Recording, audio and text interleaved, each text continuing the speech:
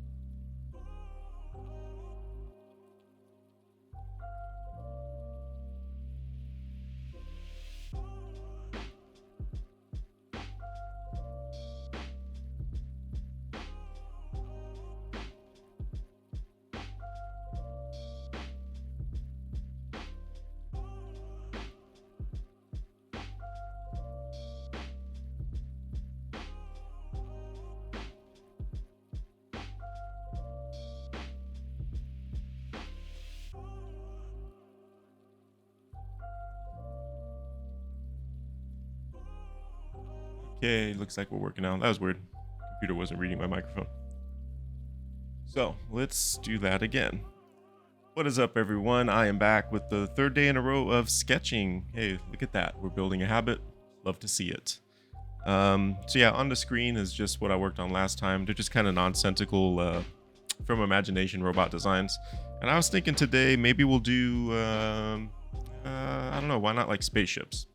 let's do some spaceships. Something else that's also gonna be a little nonsensical, but the thing I like about spaceships as well is it kind of doesn't matter what you do, you know? Who's to say what's right or wrong? Basic perspective is kind of really all you got to focus on. So yeah, that's what we're gonna do. I got a little bit longer today, assuming my brain works the whole time, and we'll see what we can get done.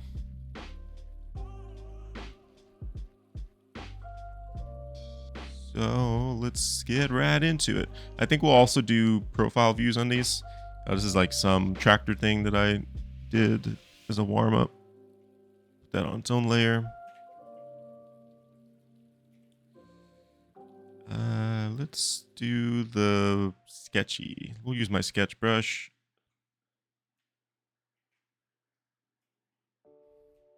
And then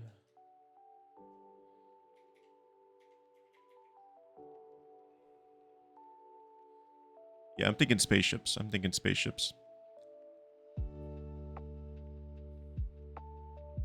Maybe we'll do a study.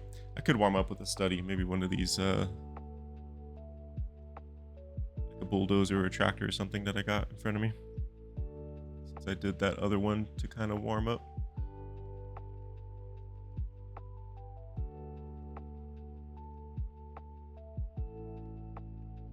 But I think we'll do... I think we'll just go straight into thumbnailing. So yeah, let's just thumbnail some spaceships. I'll do profile view like I normally do, and then we'll go into a 3/4 view.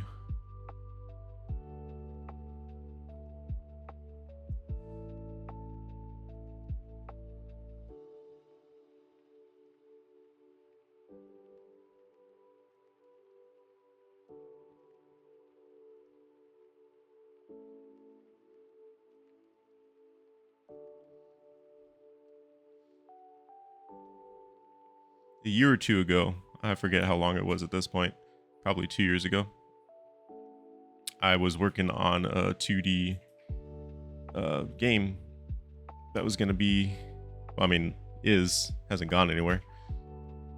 It's like a play on asteroids in an arena with like roguelite elements. But every time I start working on a game, I realize how much I dislike coding. Even though that's where I got my start. So I always like give up. Because when you're working by yourself, coding a game gets, you get to this point where it's like so much shit to keep track of and manage. And every time I get to that first step, I'm already like envisioning how much more I have to do. I'm like, oh man, never mind. I don't want to do this. Project hasn't gone anywhere. I still have it, but yeah, not looking likely that I'll get back to it anytime soon. I have a few other prototypes as well. This one's kind of bad. What's up, Canister?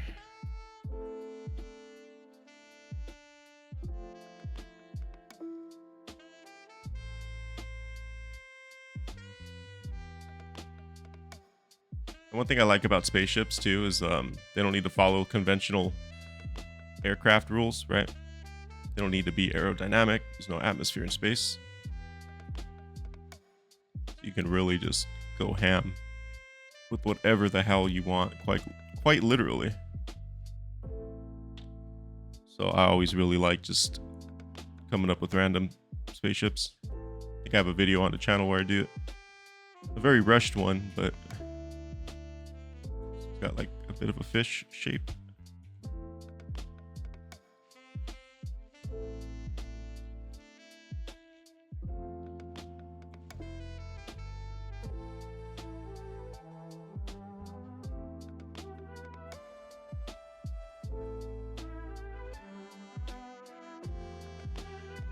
Is going on with my something is lagging or something. Huh.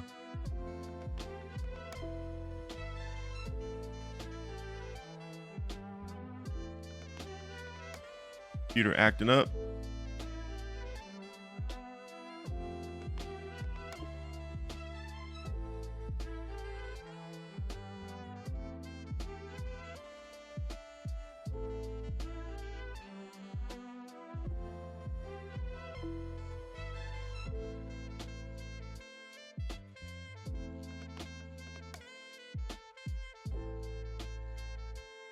Get rid of that little ring thing and instead put like engines right there.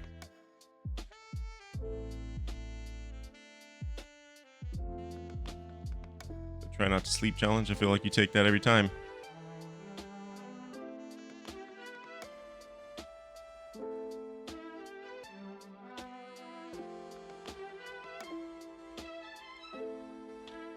Yeah, I'm gonna start extra loose with these.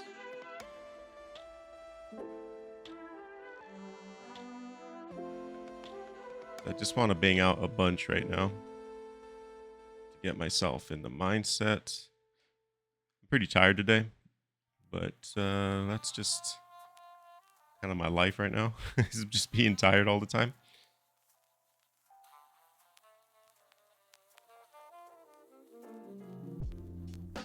So gotta like kickstart your brain, you know?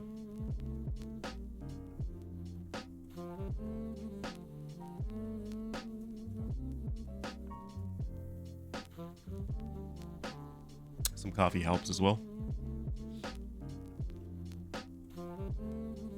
Be like bulbousy with like fins or something on top, kind of fishy. So far, fish are a really fun like design language to use for ships.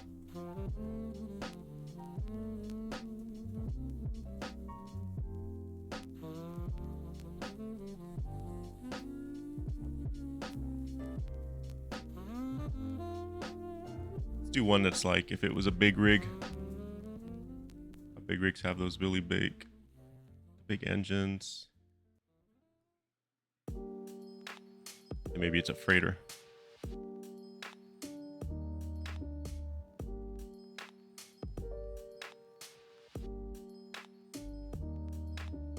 Like that. Then the back would be like its engine. Maybe the engine would come out both sides. That would make an interesting 3/4 view. Again, these are profile view, so like a lot of it won't come out until I decide to push it further. But right now, especially, I'm just gonna focus on the silhouette, and then we'll detail some out after instead of just sitting on one for a while. Really try to get that brain pumping, get them juices flowing.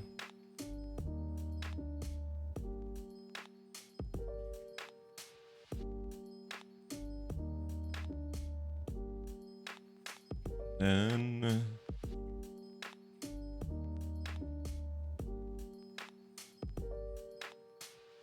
ooh, this one's like a wing. Go to space, right? Who cares?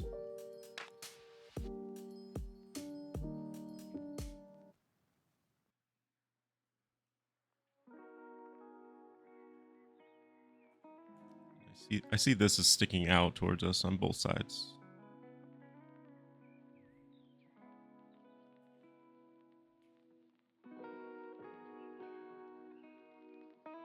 Matter of fact.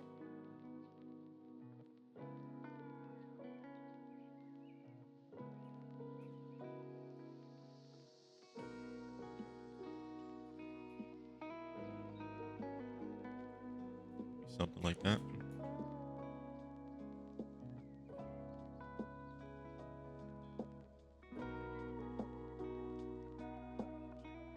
It will be up there, of course, just like a big rig. Some intakes or something right here. That's good enough. Soothing voice, I suppose. Okay, let's.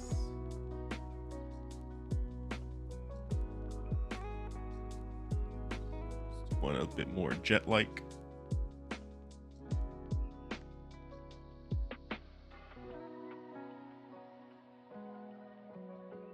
I want this one to have like a ring on the back, like a half ring.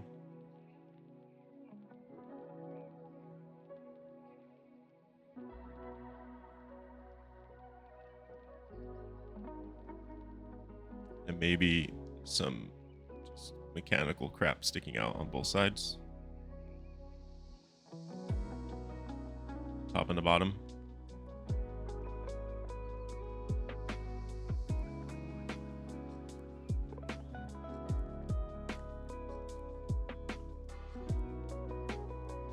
And do we give them wings? Give them inverse wings. They'll come out this way.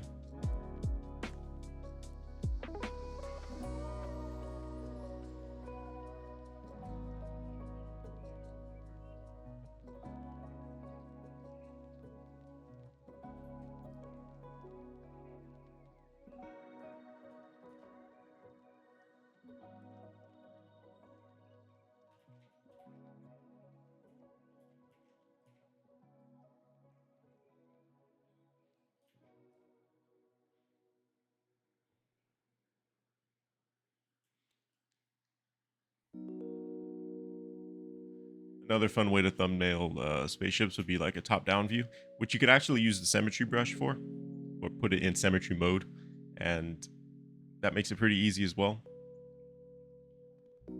Because top-down views are also, it'd just be like the same as like doing a dead-on view of like of an object, and they're also pretty easy to convert into what's it called, three-quarter view. Do a circular one.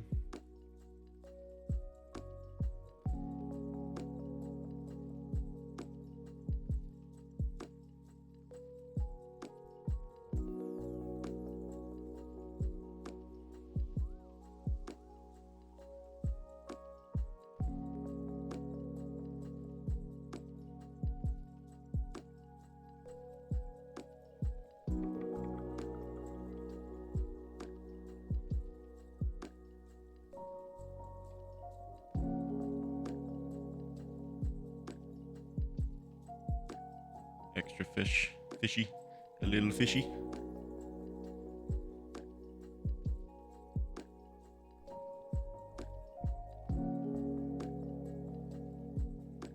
It's fine. Let's do an aggressive one. We don't really have like an aggressive one yet. So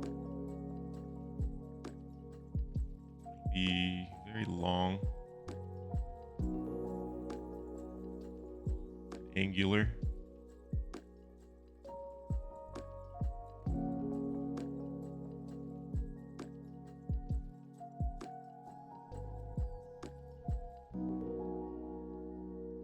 Have the wingspan like way down here.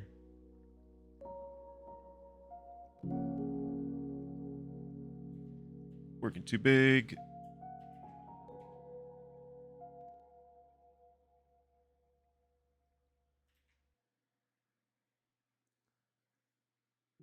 Engine up here.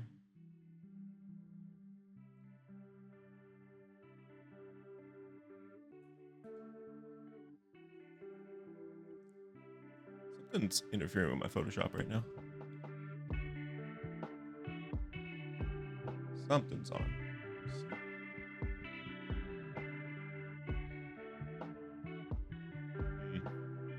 Oh.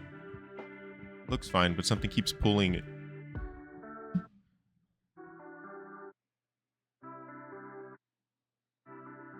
Yeah, I don't know. Something keeps pulling priority from Photoshop. I feel it losing focus. Okay. Whatever. We'll keep going.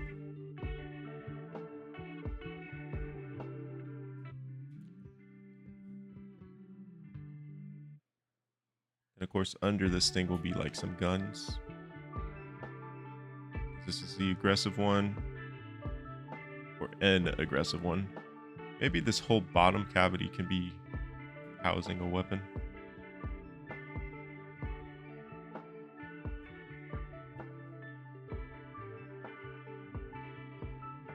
That might look cool in perspective.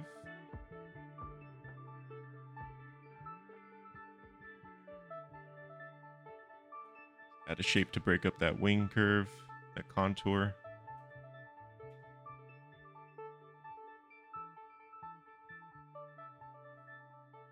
Which could just be like, I don't know, another engine or something.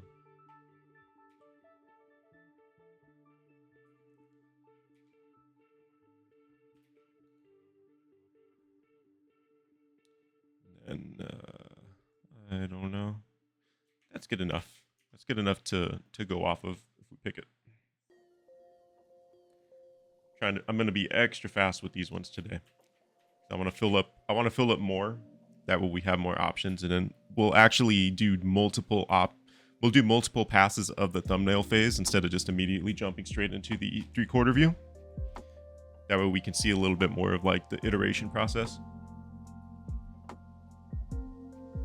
Maybe I'll even bring up some references. Holy shit. Probably not. I wouldn't count on that.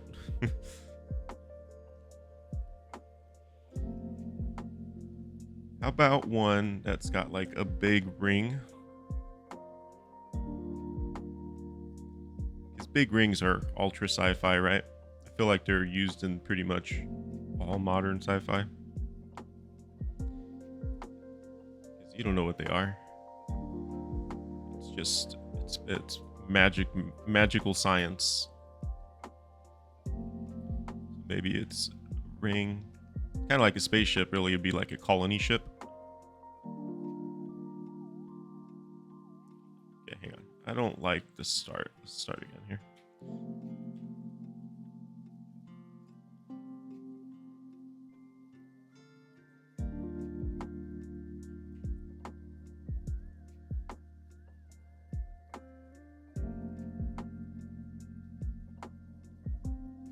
Attach somewhere right there.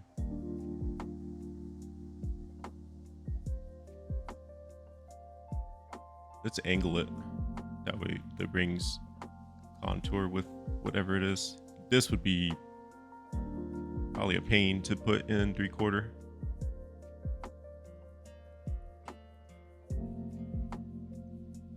Okay, this one looks funky, but you know what? Sometimes funky leads to cool, right?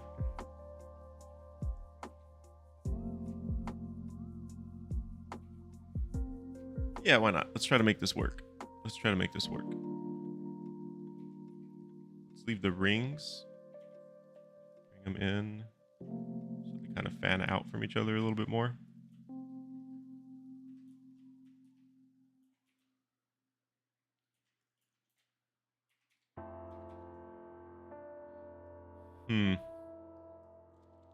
What if it was like a big ass, almost like looking like an animal living within it?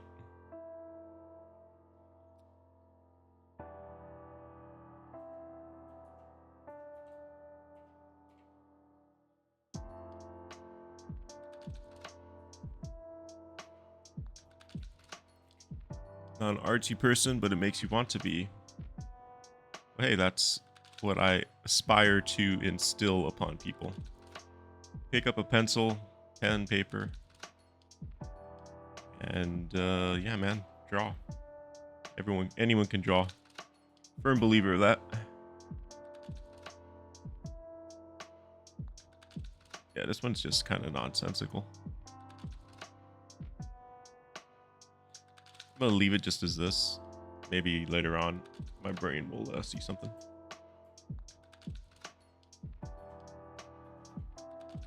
We got the idea down. We'll see if it becomes something after.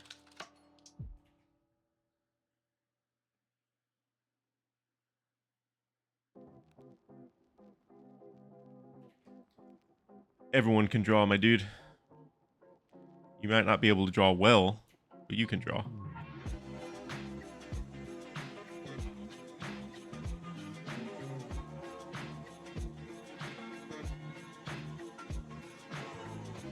Like anything else, it's just practice. I couldn't draw when I started. Some would argue I still can't draw. I wouldn't argue against you.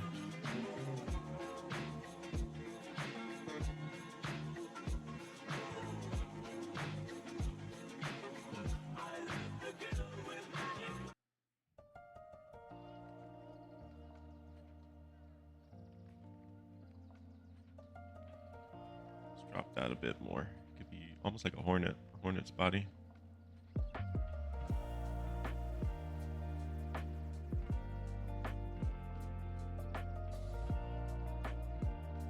And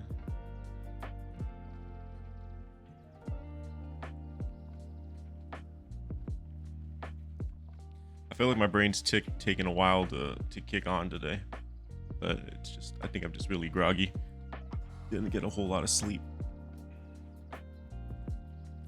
I don't know, something on the top. Something on the top. Sure, why not? Works.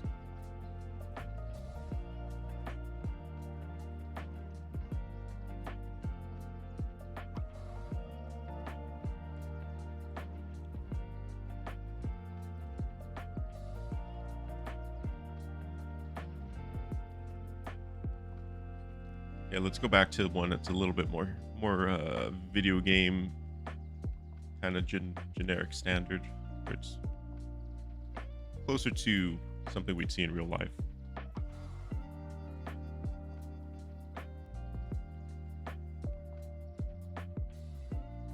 Like a standard jet body.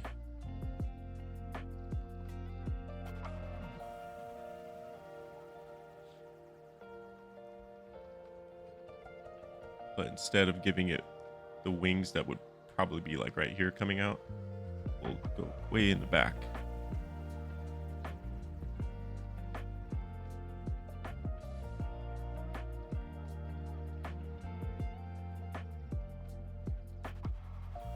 Let's exaggerate them. Actually, I kind of like that. And then, hang on. Inspiration hit.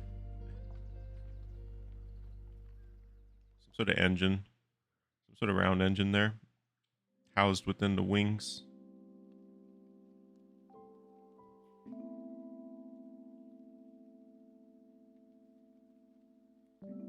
And up front could just be like some weapons or something.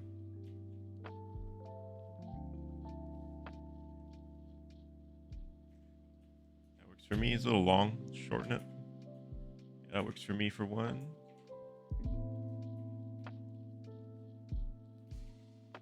Then we'll do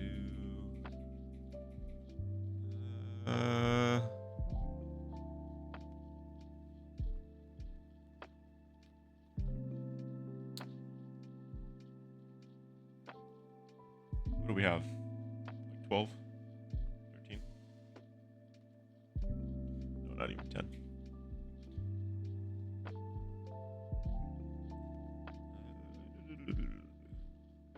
Let's try some in top down. Like you're playing like a Galaga or something.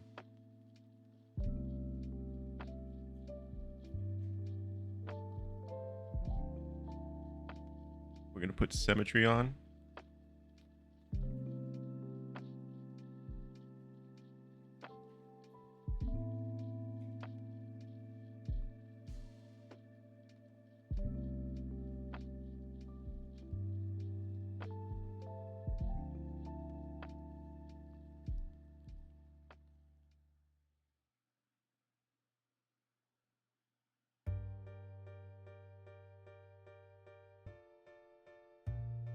It's always fun messing with symmetry. I don't do it very often, but for designing it can be pretty fun.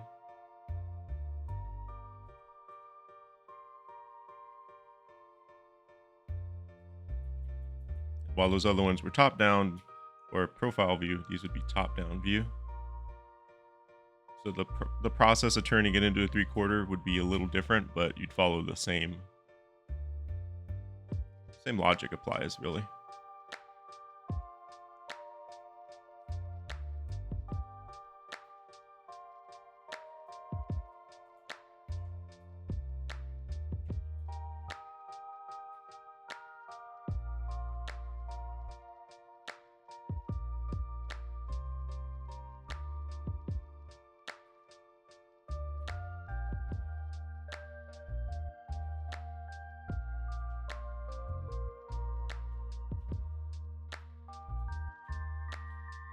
Okay, let's do like a disc one.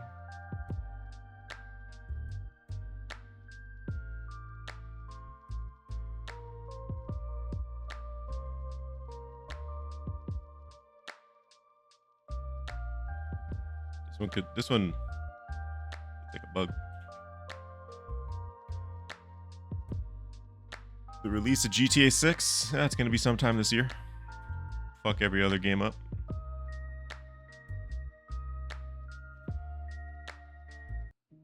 I knew I recognized that song. It's the Pokemon theme. There's no way that is not copyright free.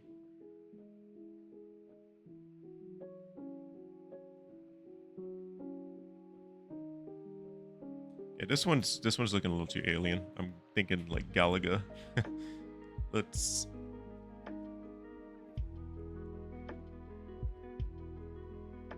want like a disc. Cockpit can stick out.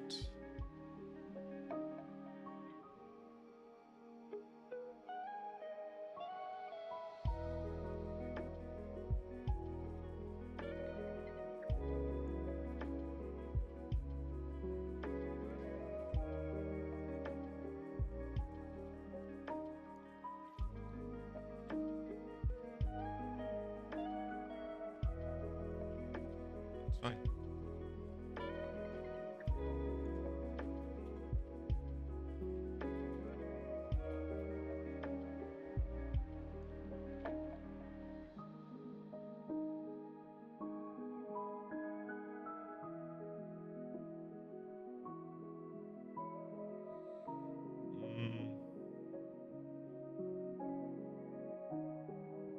We'll do another like protagonist style ship.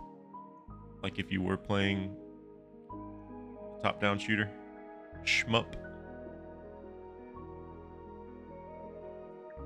Something you'd imagine a player would be in.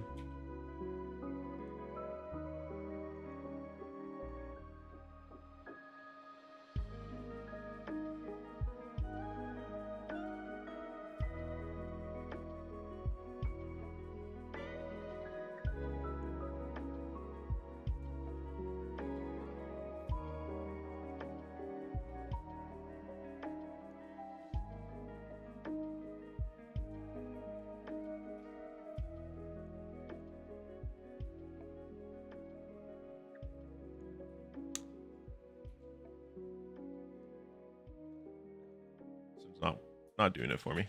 Start again.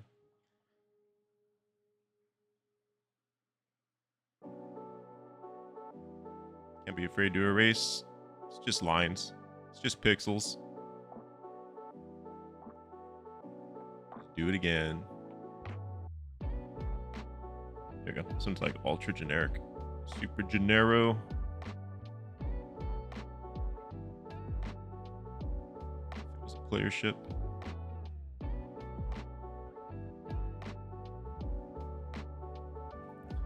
Supposedly got delayed. I mean, we don't even know if it was coming out in 2026 in the first or 2025 in the first place.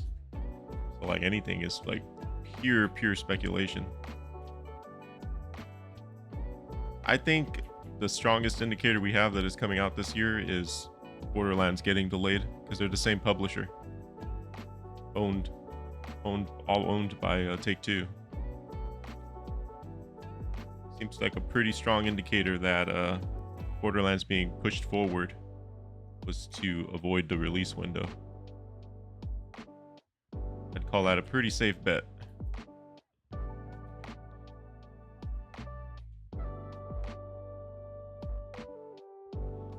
But it's not going to matter to me anyways, unless it comes out on PC day one. I ain't buying a console for that shit. You can fuck off with not releasing on PC on day one. That's bullshit.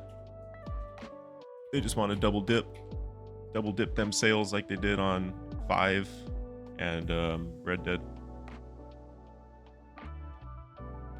I mean, 5 had how many releases? Like 7? GTA 5?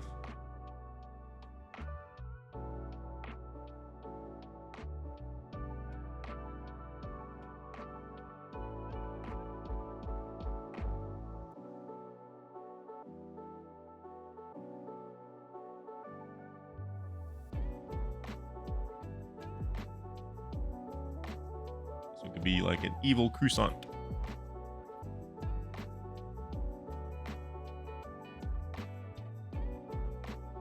They know we won't buy it at full price? Dude, I hate to break it to you, but people have bought all Rockstar games at full price years after the fact.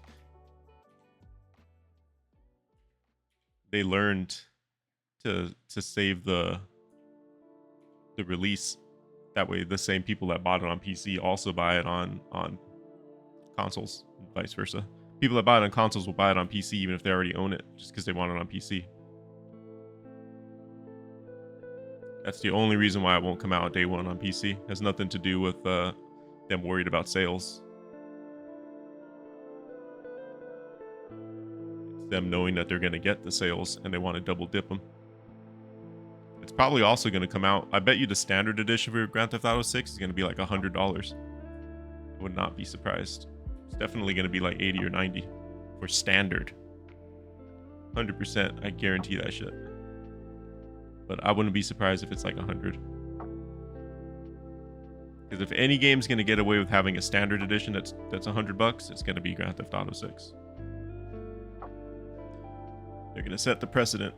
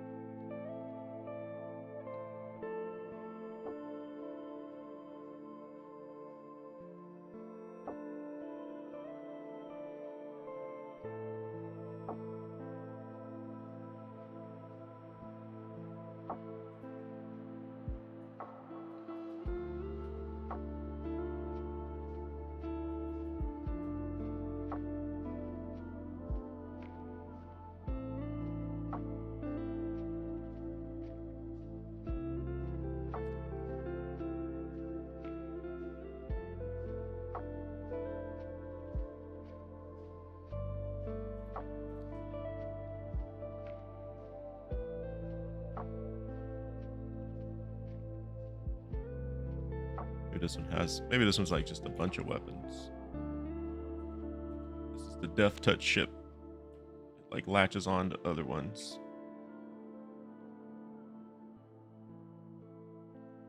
Something. I don't know.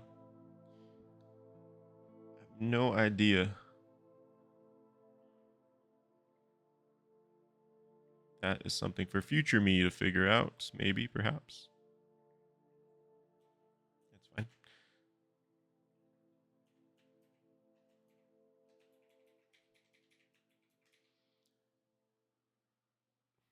Yeah, the AAA space is pretty shit right now. It's not many that I like. From Software is definitely one. I'm looking forward to Night Rain. I'll pick that shit up on day one.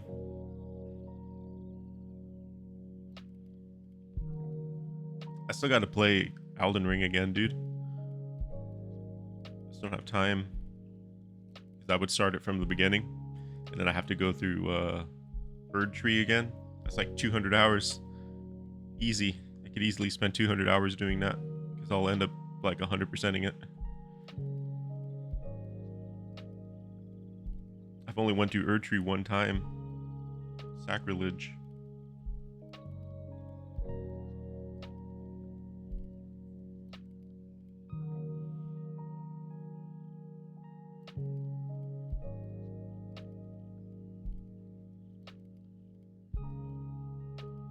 Maybe those wings could be coming out from the bottom.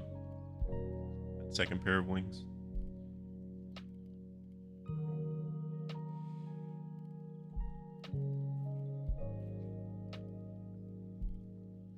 To buy Night Rain? Oh yeah, you're gonna need it.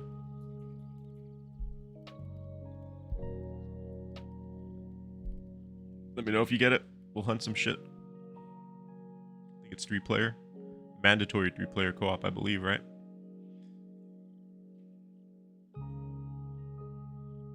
Going to be pugging anyways.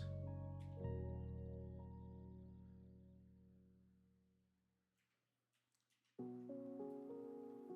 think one of my friends might be getting it. but I don't know. I haven't spoken to him in a while.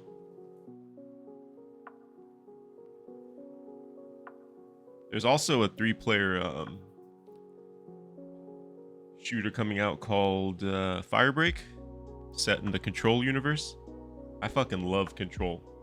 It was one of my favorite games in the last, I don't know, like 10 years. I don't remember when it came out. 2018 maybe. I love Control though. I actually have the art book and some of the art hanging on my wall behind me. So I'm looking forward to that. I don't know when that comes out though, I forget.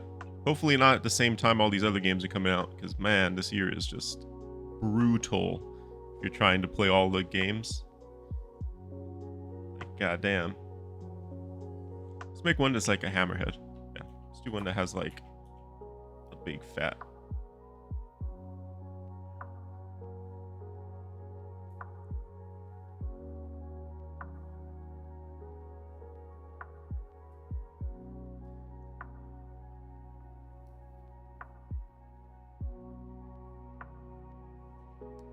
For me.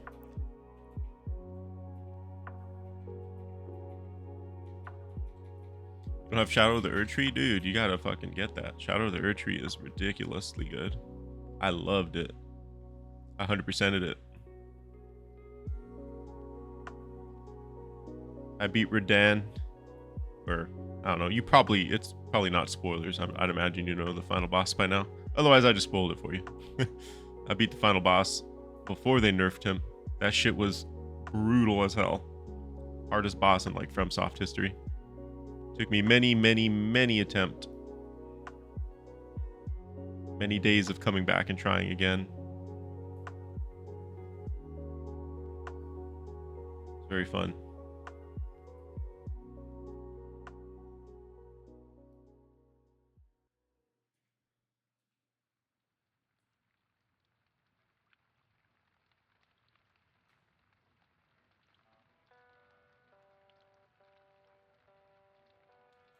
I like the front. I can't get the body figured out though. Let's just put everything in the front. Like everything in the front. Cockpit would be up here.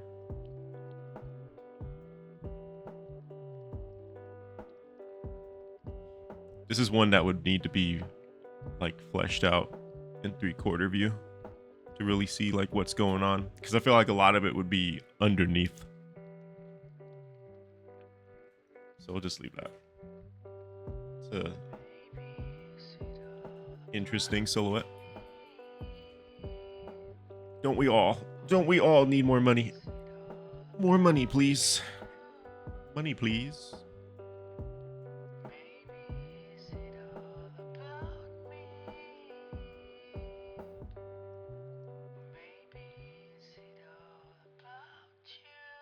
Make another aggressive alien looking one.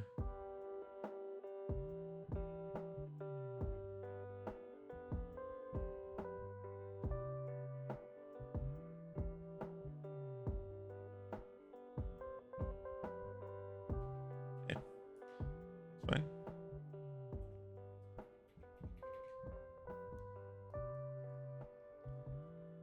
How long have we been going? 40 minutes? Probably only 30, because I had to troubleshoot in the beginning because my mic wasn't working. Not bad. Let's switch back to doing side views. I'm going to turn symmetry off.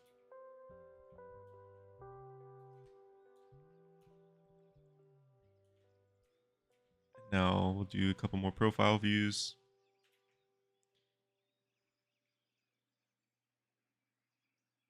I want one that's just like, kind of like that big rig looking one I already got. I want one that's just like a block. Like a big derpy block.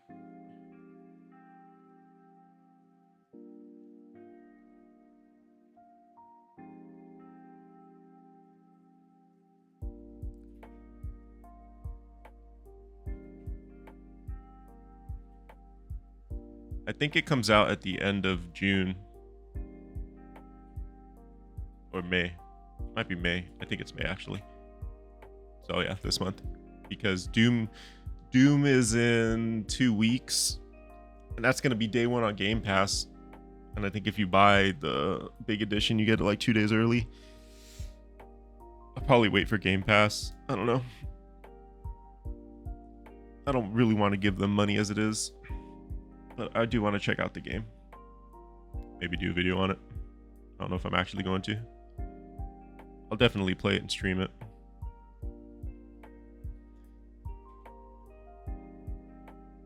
And then, yeah, I think after that is Night Rain.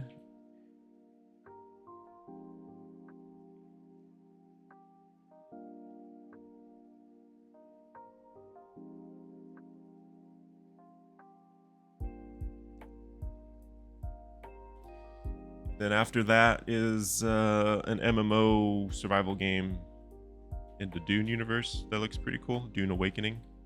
I've been kind of following that for a while.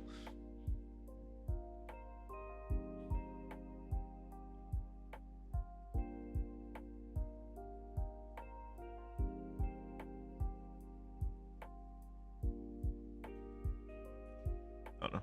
I can't get that. I see a big fat one in my head and I'm not having a hard time.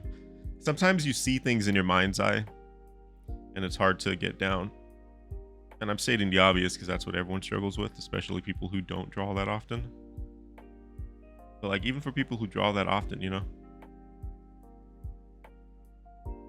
who draw often, it can be hard to get like what's in your mind's eye down.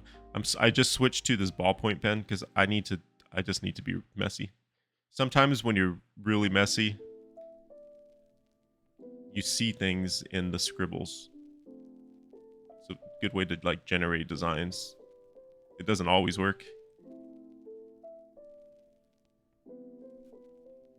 but I need to just loosen up and get messier.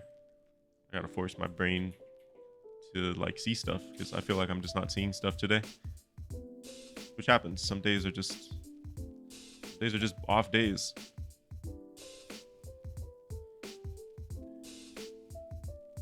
Let me tell you, an off day when you're on the clock sucks. I've been in a position where you need to come up with stuff and you just can't think of it, but like you know, it's literally your job. You're not just doing it for fun. Those are the days where you really see what it's like to be like an on the clock artist, let me tell you.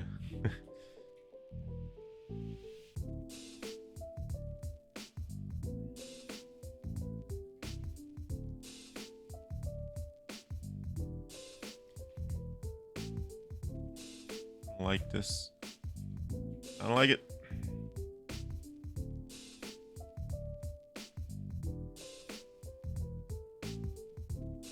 Let's have one where it kicks way up and then like an engine or something up there.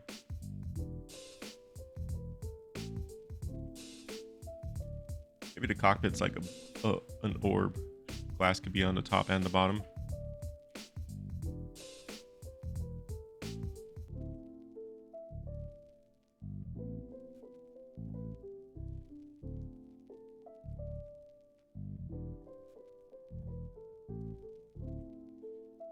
That's fine. That's fine.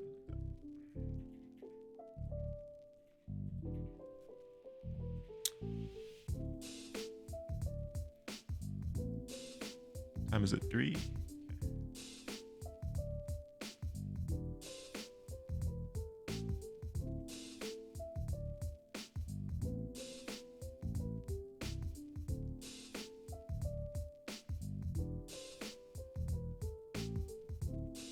Have one that pops up to here.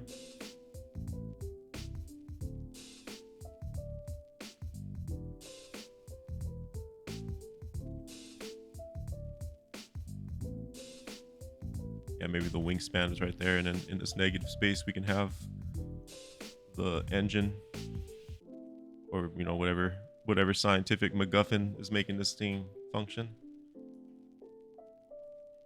Whatever doodad.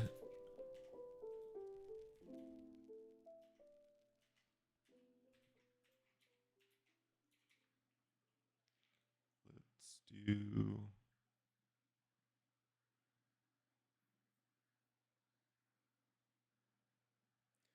Let's do like another kind of Zeppelin looking one.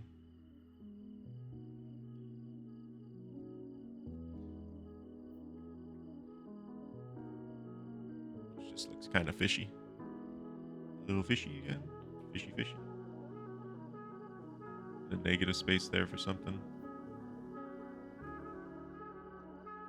Kind of give it whale vibes. Space whale.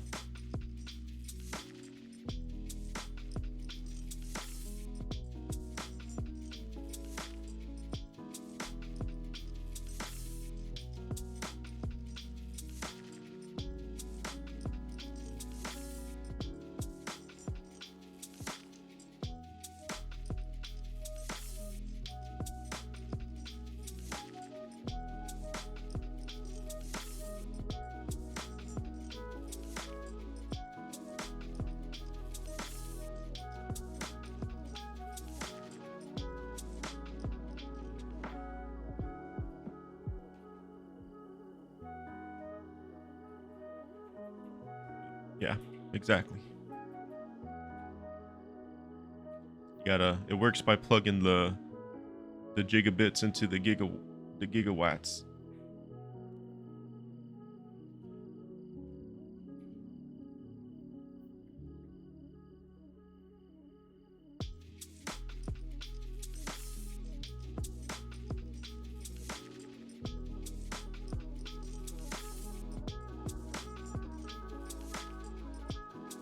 Oh, it's just basically space whale.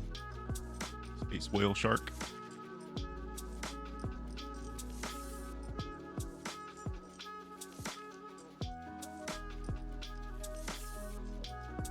Okay, let's try doodling some in 3-point.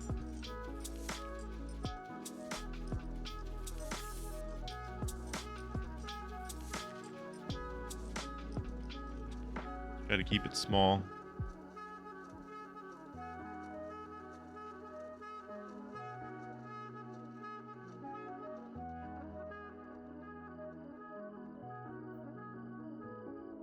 See if I can capture the blocky one in 3-point.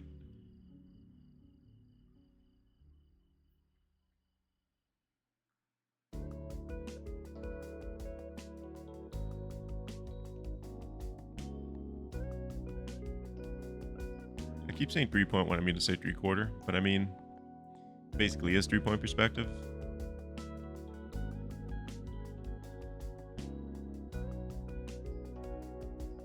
But what I mean to say is 3/4 view. That's like product view. That's what you use to sell your designs. Because that's what people are going to understand.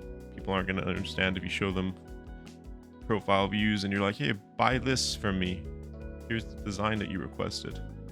Unless they're an artist, and even if they are, they're going to look at you like, what the hell am I looking at? I just wasted my money on this psychopath.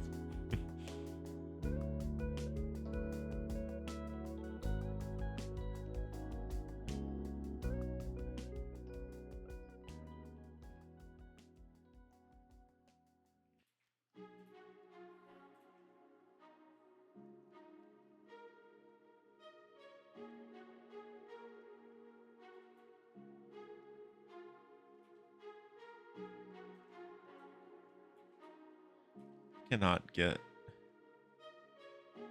what I have in my brain down.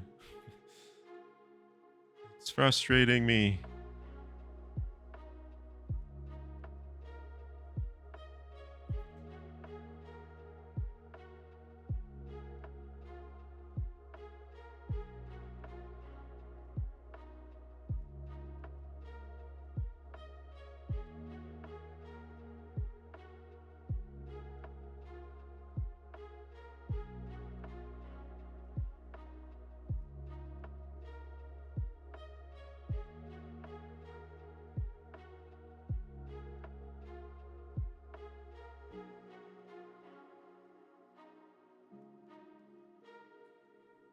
It's not working.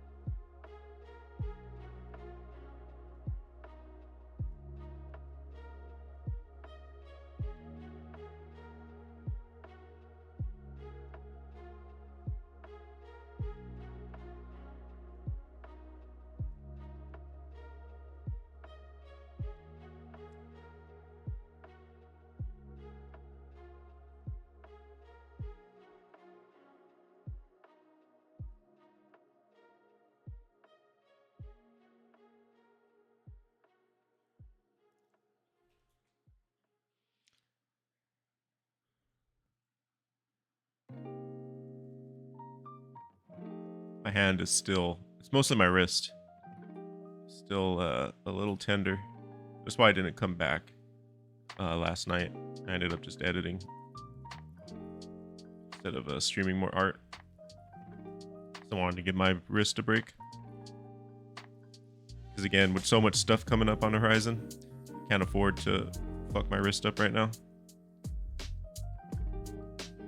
I'm really hoping that I'm just so, like, these muscles are just so atrophied basically that that's why it's, you know, I'm just not used to it.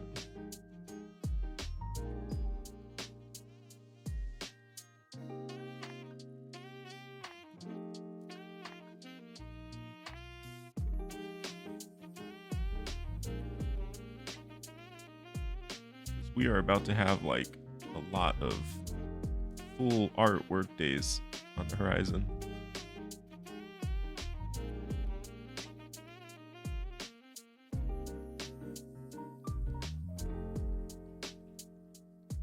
So I'm gonna need to be able to sit and draw or paint rather for like 8 hours at a time, like the good old days. Finish off my coffee.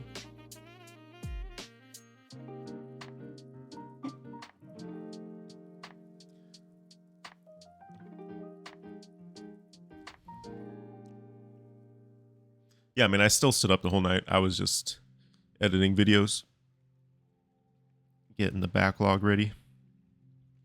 Because I need to bring my art YouTube back to life. And then the game stuff is still going too.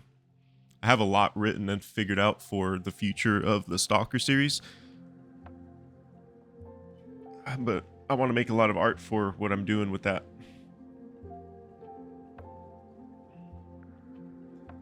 Which is going to suck if it doesn't do well. Which, I mean, it probably won't at this point because so much of the momentum has died. But it's going to be a lot of fun to make. So we'll see what happens. We will see. We will see.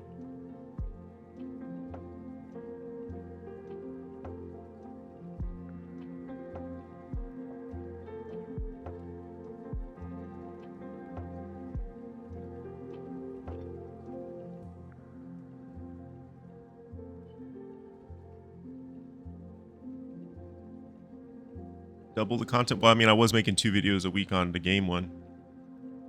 In the beginning, that was extra hard when I was doing those Stalker videos, the Life and Gamma videos, because those were all scripted. But I had a little more free time at that moment as well.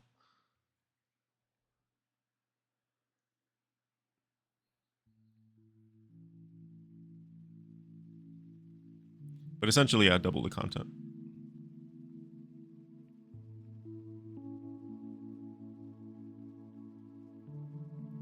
Shall see how it all goes.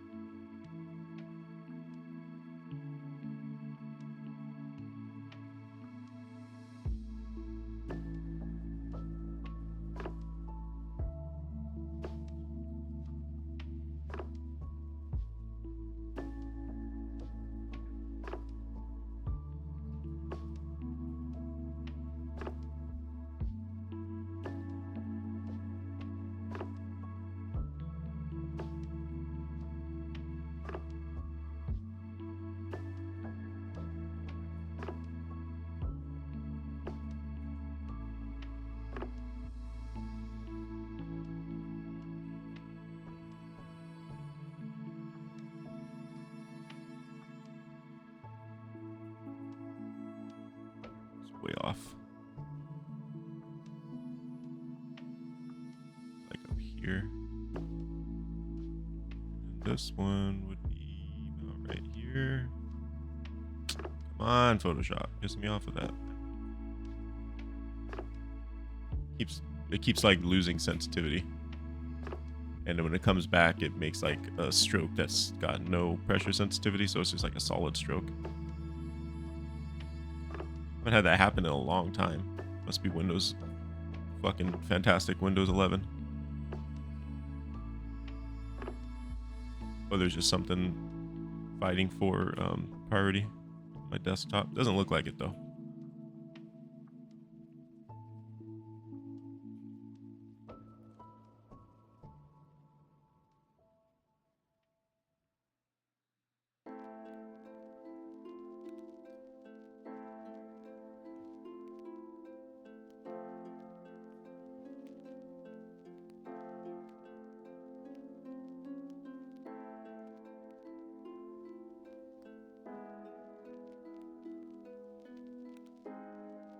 I don't know, maybe something. Maybe there's like a gun down here or something. I don't know, Ming.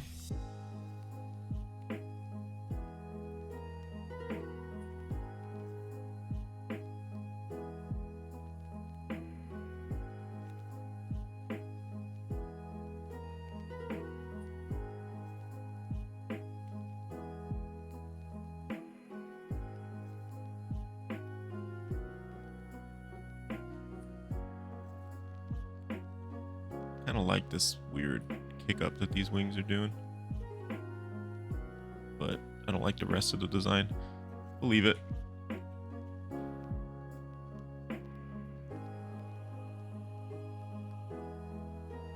Yes, I'm putting art into Gamma because, like, so the thing with that main series, the one that kind of kickstarted this whole thing in the first place, I obviously didn't.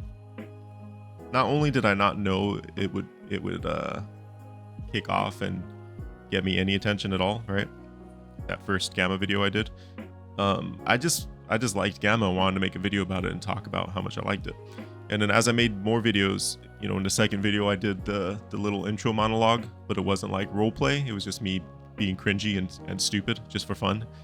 And then in the third video is when I thought, well, what if I did like a little narrative, right? A little role play at the start.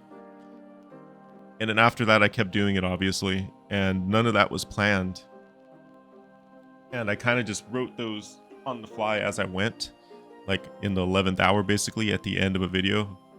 I would play the game for like 6 to 8 hours, have like 6 to 8 hours of footage, edit that down, and then just kind of think of like, all right, what can I write in the beginning just for a quick little 2-minute, like little cringy fun.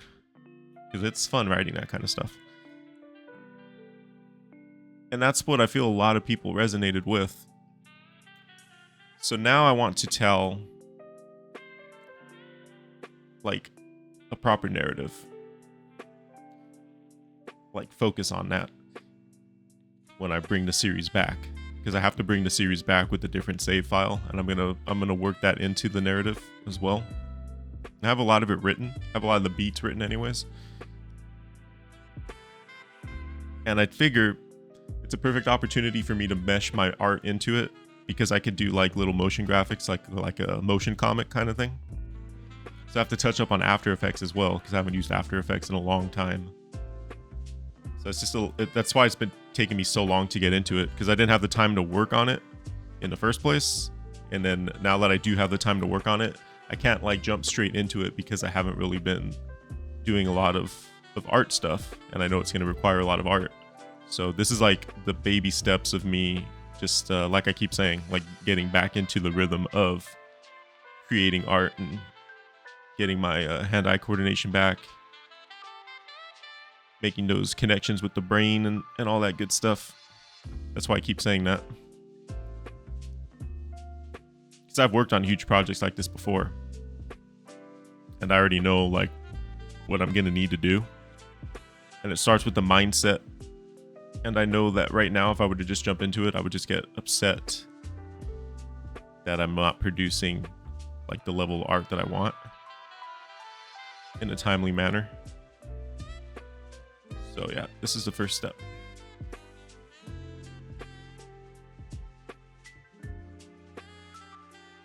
It'll be fun.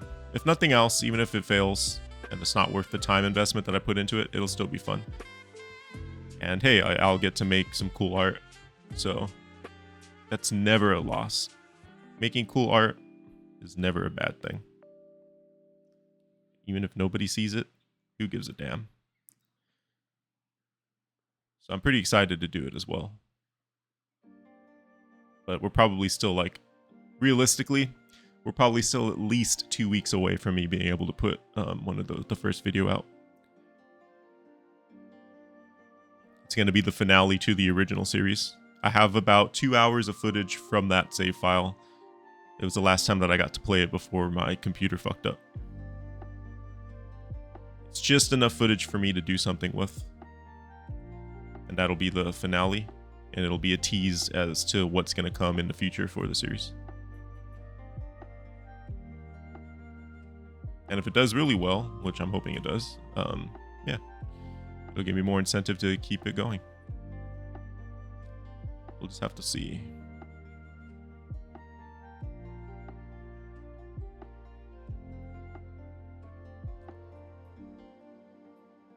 I'm juggling a lot of stuff right now, so.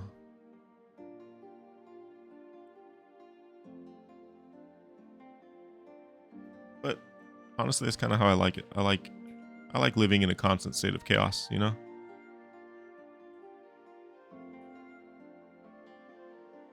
It's how you get better. It's how you improve. You need to always be like chasing something. I need to always be chasing something. Otherwise I get all like antsy and itchy. This one's kind of cool. Well, I'll have one view on it then. One guaranteed view, that'll make it worth it. Well, 2 views because I'll watch it once. I'll have it playing in the background. Okay, it is 3:30. I want to get a few of these detailed. So I think we'll stop here. What do we got? 4, 8, 12, 16, 18, 20, 24, 28. I think it's 28. So let's pick a few.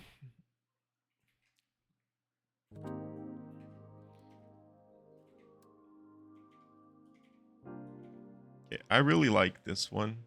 Little derpy guy. Let's pick a top-down one. Kind of like the disc.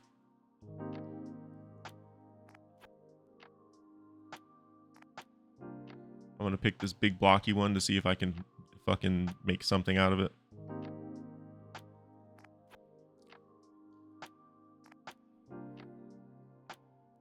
This one's kind of cool.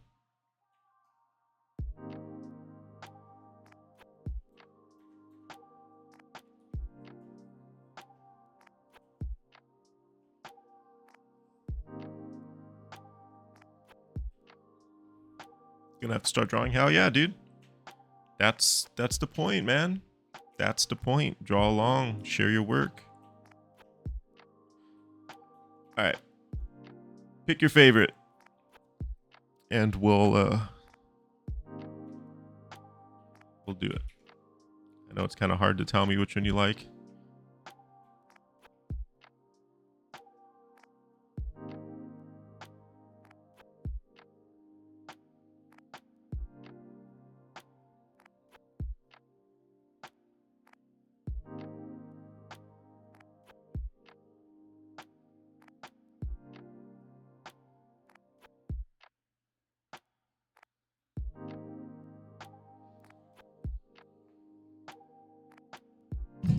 Oop.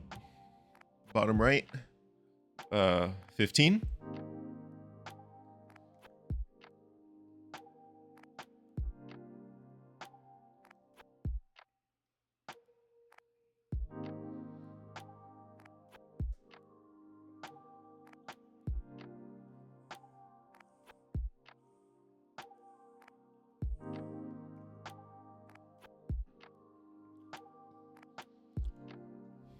This bottom right, this one, 15.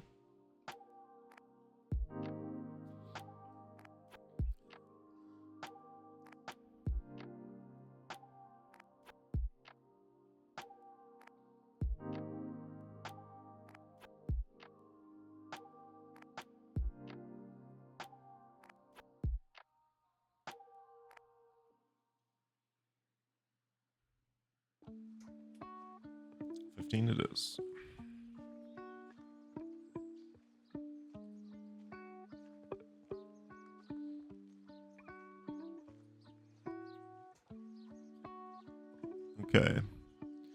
Now we'll put those on a separate layer.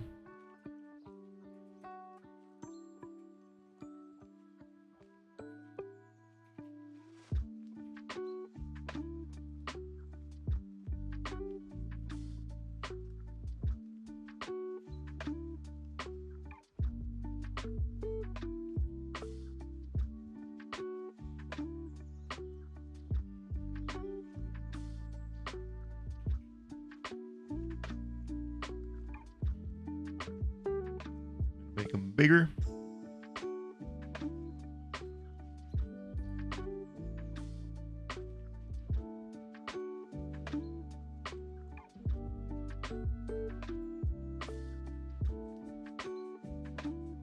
Bigger still. Actually flip the canvas that way. My webcam's not in the way. Okay. I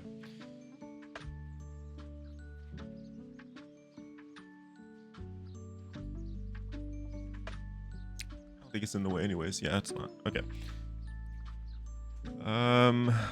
Forgot to change the opacity. We're gonna drop the opacity on them.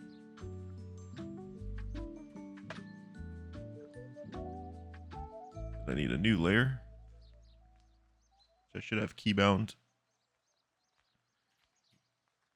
but I don't at the moment. Let's start with this guy. Let's start with this big round guy. Zoom in a little bit more, and now I'm still gonna be loose, but I'm gonna try to detail out a little bit.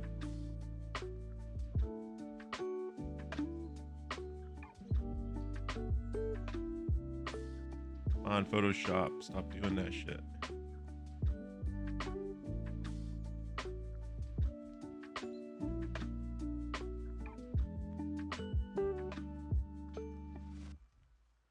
Kind of see this one as like a big hub.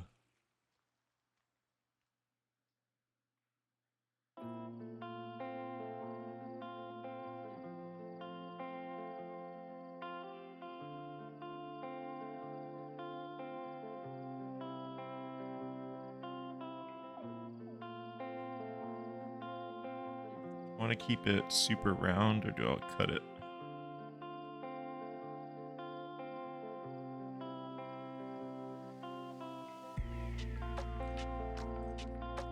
Let's keep it really round. Looks sillier. Kind of like that.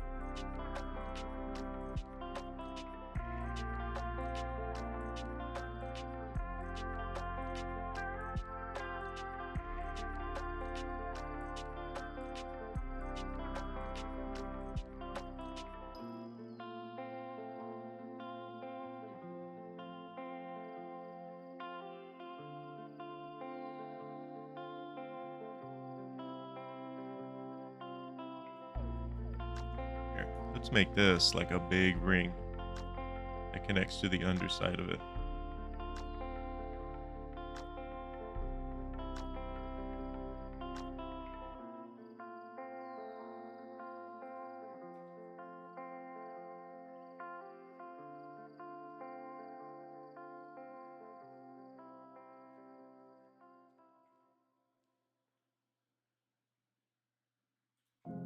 Here.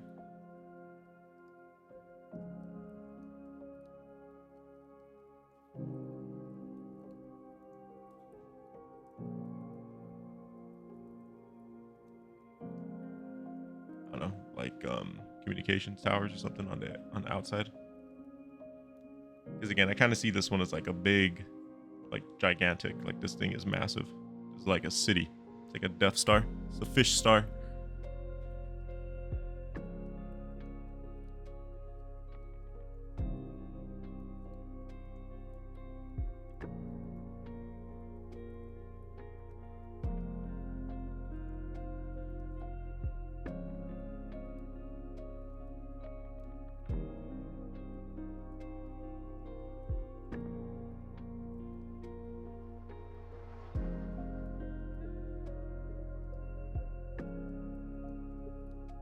All that can be like propulsion. All this.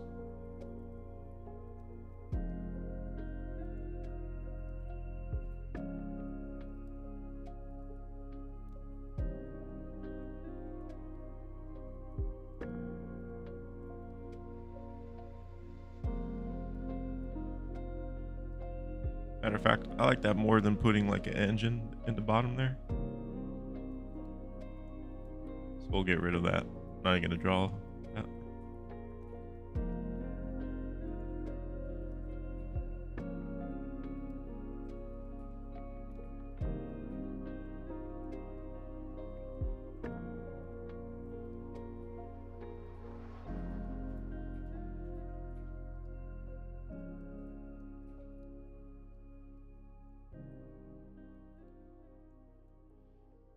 Be like propulsion or something.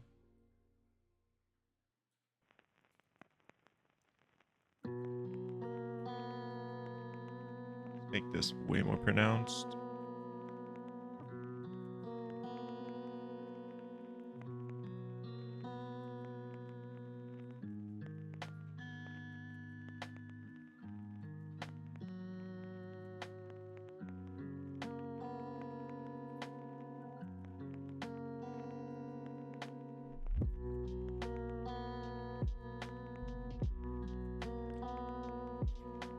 I need to do like machinery studies. Build up my visual library again. Just reawaken it. When you do a bunch of studies, you kind of retain that information in your head, even if you don't like necessarily remember to recall it. When you start like noodling stuff out like this, you kind of know things to like plant. Like you just remember like little motifs and little designs, shapes that may have caught your eye and piqued your interest. And I'm not really a hard surface kind of person. I don't really do hard surface design. It's just something that's fun to mess around with. So I definitely need more of the visual library.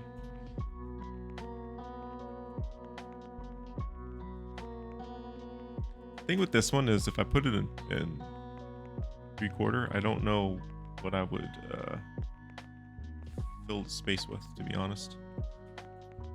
Let's go up to this one.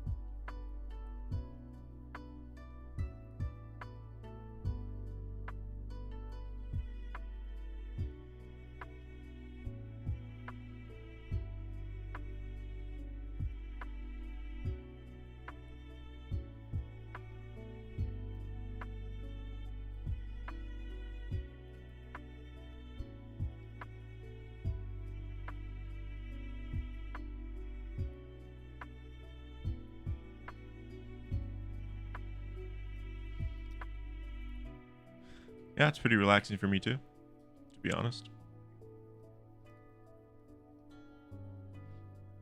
I mean, I love drawing. There's just not enough time in the day to do everything you want to do, though, you know? I feel like when I'm when I'm focusing on art, like there's not a lot of time to do much else. It's just like kind of the unfortunate truth. It's the reality of being an adult. You have to recognize like where your time should go.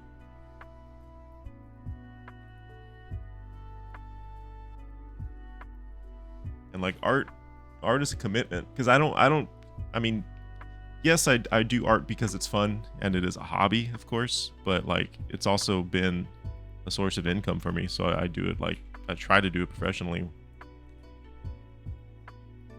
And like it just takes, in that light, it takes a lot of your time.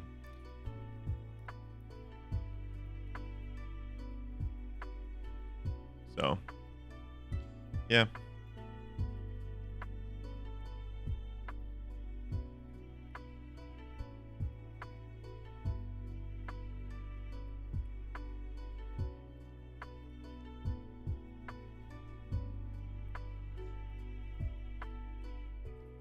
I feel like I have enough to go off of this one already. A lot of this would just be like panel lines.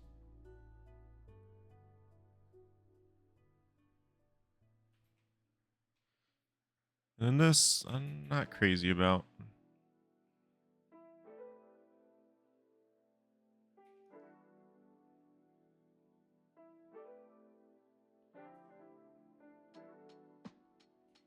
I'm not crazy about the back. Yep, the joys of being an adult. Exactly.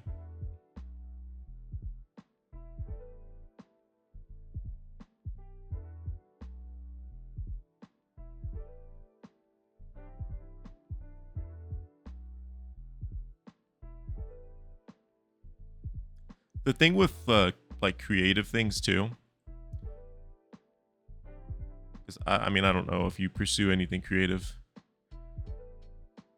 It doesn't even need to necessarily be creative either. Just like any sort of skill. Yeah, like slash that, not just creativity, but any skill is like you tend to see like where you need to improve, you know, because your eye is always going to improve faster than your ability. So you can see like where you can improve, and then it just gets frustrating being unable to do it, because like obviously your eyes are seeing it, or like you're seeing other professionals at whatever skill it is achieve what you're trying to achieve, and it just makes it rough, because then like you know the path to get there, and you also see like just how long it's going to take. And when it comes to the creative fields, not just art, but like any visual art, music, you know, any creativity, it takes a lot out of you, because it's very personal, you know. Even right now, even me just streaming this, sharing what I'm doing, it's kind of personal. It's like vulnerable is a good word. I feel vulnerable.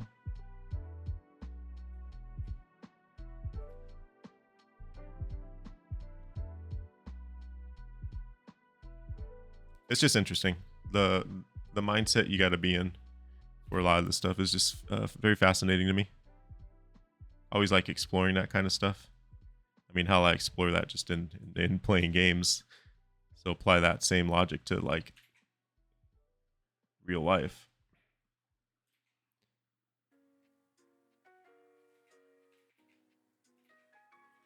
Okay.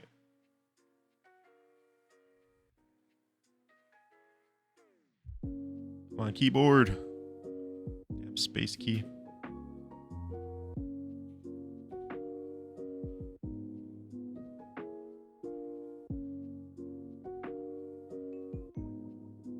All right, so for this one, I'm just going to turn symmetry back on.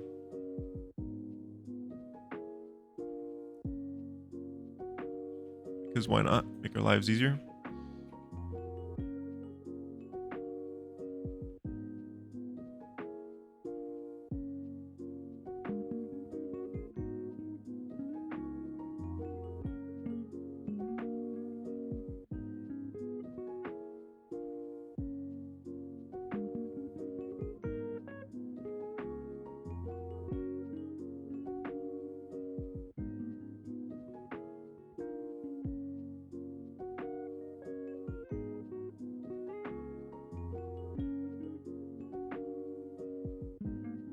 these are going to look like intakes for the engine. Again, this is meant to be like a spaceship, but it doesn't matter. Seeing intakes for engines is something you're going to recognize. Your eye will just catch, because I mean all aircraft have intake for engines in real life. So even though you wouldn't need an intake for a spaceship, because obviously, like, what the hell, it's in space, your eye would still read it. And even if you don't necessarily know what you're looking at, if you don't know anything about aviation, like, you wouldn't know that that's an intake. But like, your brain still registers it as something. So if you see it in a design, even if you can't pinpoint, like, you can't point to it and say, oh, that's an intake, that's an engine intake, on some subconscious level, you're still going to be like, oh, I recognize that shape from seeing jets and airplanes in real life. Maybe not airplanes, but like jet engines.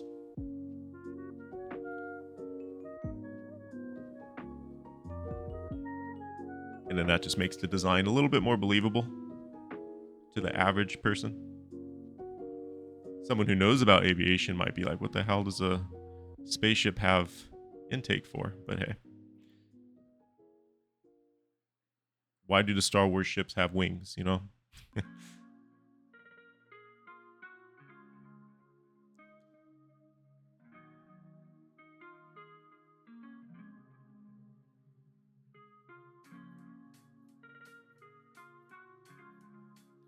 Be like a higher level than that.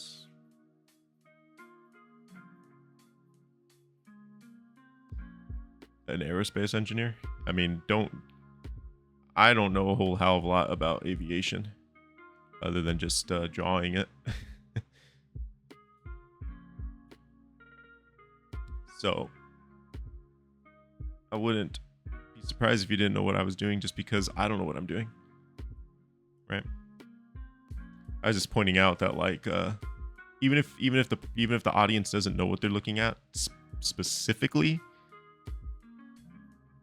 like, it's your job as the visual artist to put stuff in there that they recognize anyways.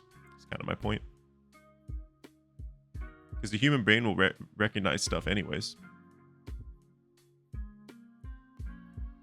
It's so good at shape, silhouette, and pattern recognition. It's why drawing faces is so difficult. It's very easy to get into uncanny valley, because everyone's brain, there's a section in our brain that's literally reserved for recognizing faces. That's why humans see faces in everything. You know, when you look at like a tree or something, you're like, oh, it looks like a face is staring at me. Or the people that swear they see like faces of ghosts and like pixels and shit on a photograph. Like, that's why.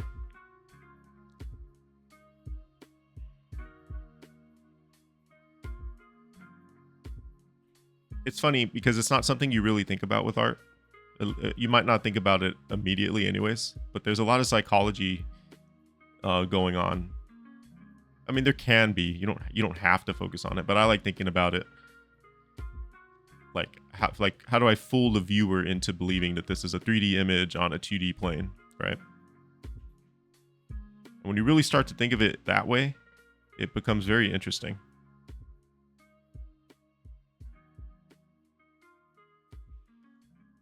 And then the same thing goes for design, like I'm talking about now. Like, how do I convey that this thing that doesn't exist might exist, even though it's like space magic or whatever, fantasy magic, or how does this creature exist in the world? Or like, I love that side of design. It's very fascinating to me, because a lot of it again boils down to like anticipating what the audience is going to be seeing. Just adding lines on this for no reason at this point, but the shape's there.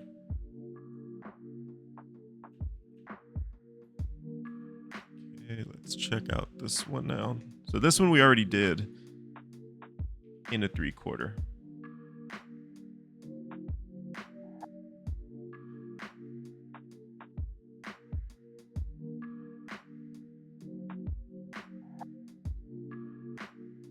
I'm just gonna clean up the form a little bit.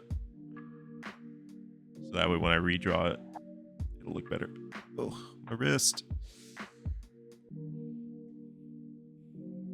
Lower the Cintiq again. I can't find the right angle on my Cintiq. My wrist is like bending too far. And it's hurting after a while. I'm not realizing it until I move.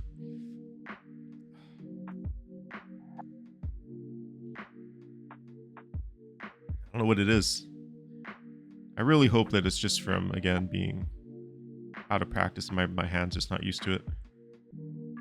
I don't think I really changed anything. I'm on the same chair in the same setup, same desk that I've been for 2 or 3 years now. So I have to assume that I'm just that out of practice, that everything hurts. I'm also getting old. That doesn't help.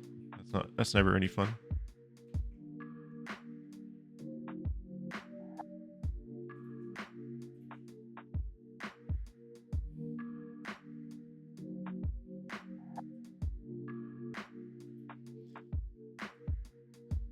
Yeah, exactly. Art. I mean, and it can be too, right? Art's not just about pretty pictures, or cool pictures, but it can also just be about that. It can be anything. I love that about it. I love that I can sit down and make like my own world with its own rules.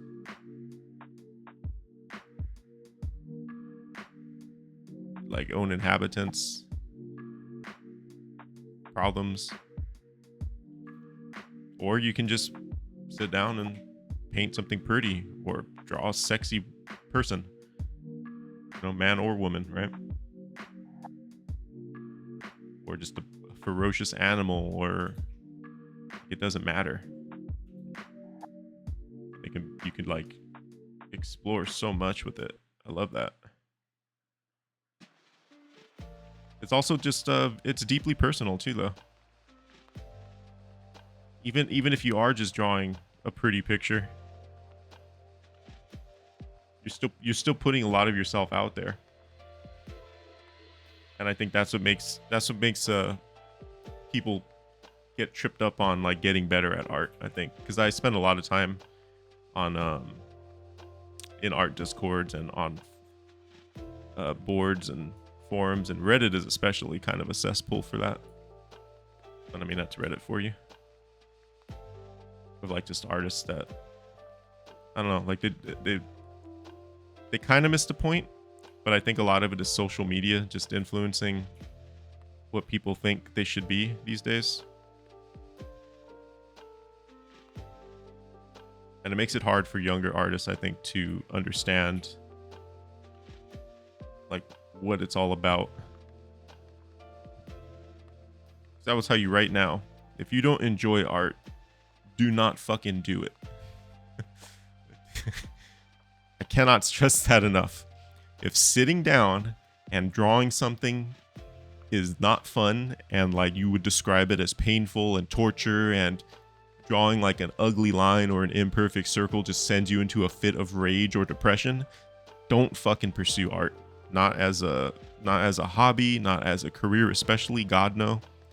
And this isn't to be mean or anything, but it's like, you have any idea how much of it you're going to be doing? Like if sitting down and drawing an ugly picture fucking just like ruins your whole, like shatters your worldview, don't pursue art.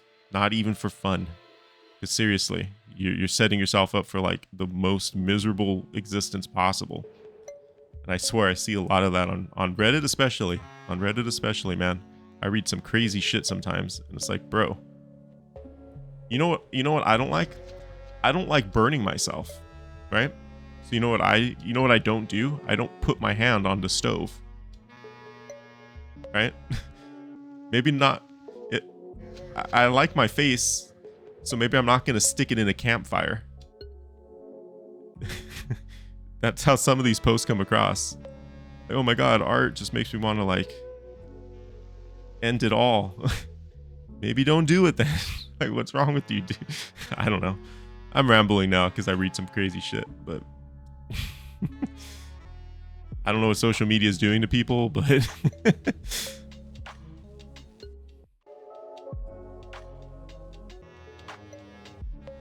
It's crazy. Find a hobby you do enjoy, dude. It ain't art. Art ain't it.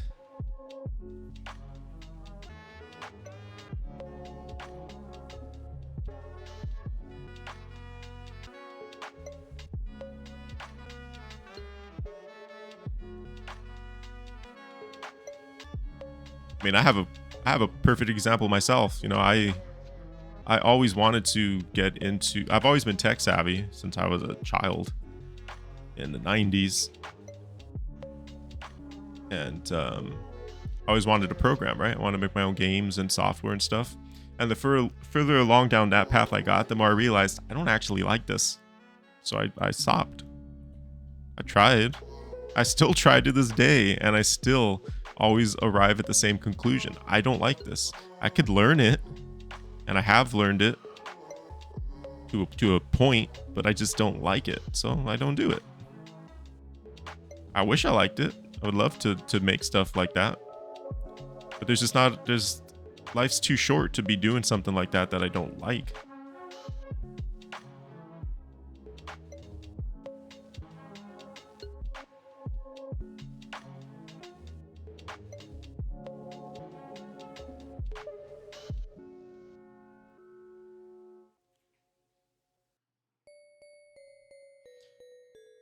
No, you're not supposed to stick your... This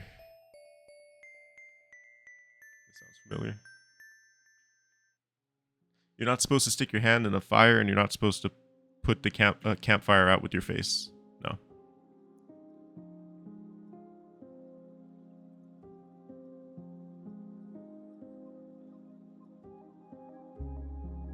At least I wouldn't recommend it.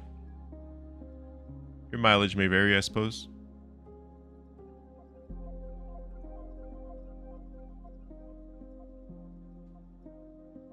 But again, I'm just wording it that way because I read the most ridiculous stuff of people just talking about like misery. Like they're literally explaining absolute misery over art. It's like, it's just, even if you're pursuing it as a career and you're stressed about it, which I totally relate to. Like if you're that fucking miserable, dude, just practicing, just getting to the point where you can maybe get a job, then I'd hate to see you on that job, because the stress levels while you're working as a creative is just, it's a different, you're playing a different game at that point. So if you can't take just sitting down and practicing in the comfort of your own home, you're sure as shit not going to be able to handle a client, or God forbid a 9-to-5 job. And that goes for anything, not just art, but you know, that's just a topic that we're on right now. I don't know what else to add to this guy.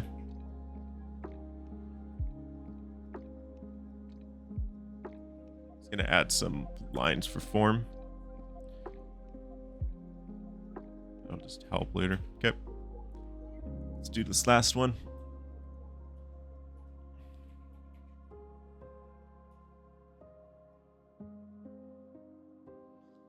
Yeah, Reddit will tell you that.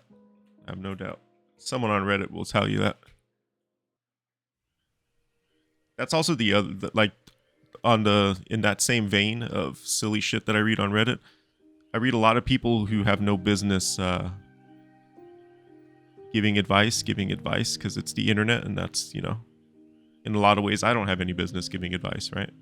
So I'm not pretending that I do, but some people speak in absolutes and like they don't know what the hell they're talking about. And you could see it, right? And normally it wouldn't matter because you would think that, oh, well, someone's going to know better than to listen to them. But the reality of it is, no, a lot of people don't know better. So people get like the worst ideas of things because some random person on the internet said something. It's crazy to me. My favorite thing is people that act like you don't have to work that hard to be successful. Like, nah, dude, you shouldn't draw more than like 20 minutes a day. Okay. I guess, dude. Good luck with that. Tell that to the people that go to school and spend fucking 10 hours a day at school. come home and do it again. And then remember that you're competing with those people for the same jobs. And then come back to me. Yeah, I don't know, man. I'm just rambling because it keeps my mind busy while I'm doing stuff. So apologize. But, oh man, it's just... The internet's a funny place. Reddit especially. The TLDR is stay off of Reddit.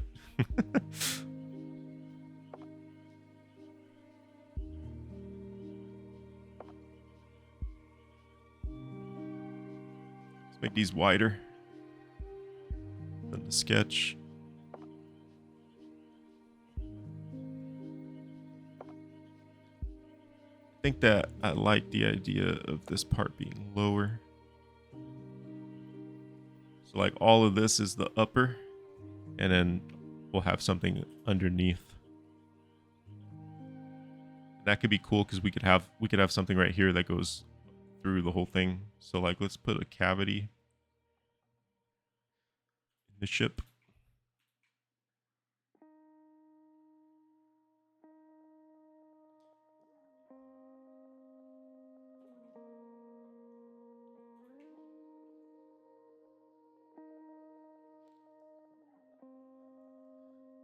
Ready to see internet version of Walmart. You know, that's actually a very funny way to put it, because that's how I feel. If you need to pick me up or feel better about myself or a situation, I'll hop on Reddit and instantly remember why things are better. That exact, like almost verbatim, is how I feel about this board called Artist Lounge on Reddit. And there's some intelligent people there. There's some great people there for sure, because it's big. I see a lot of good posts. I'm not just trying to shit on them at all, but at the same time, you see some of the dumbest shit possible there. And yeah, like when I'm feeling down on my art, not lately, but a few years ago, especially like 2020, when because that's when I discovered the Artist Lounge. You go there and you realize, well, like when you're feeling down, I would go there and I'd realize like, okay, never mind. My life's not that bad.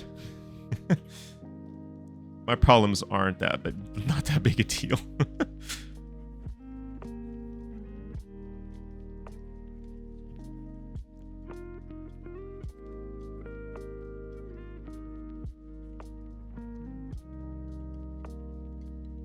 I think Reddit has its uses.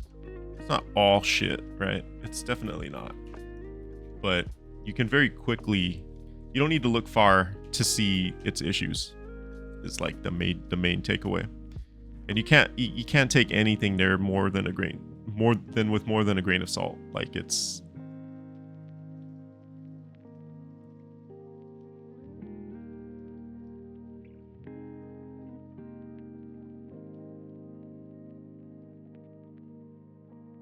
just it just bothers me because it's impressive how bad the advice gets and how much people it affects.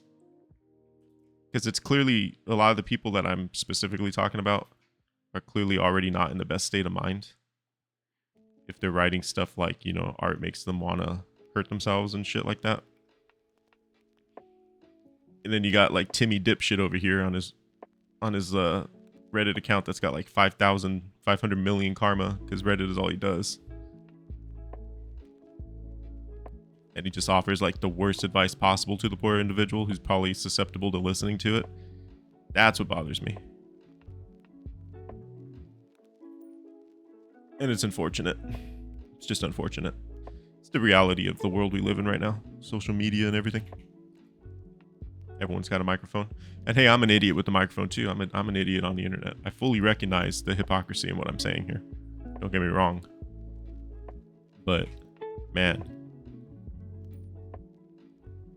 Old man yelling at clouds at this point, you know? Back in my day, we didn't have no internet and no Reddit. We went outside and hit a tree with sticks.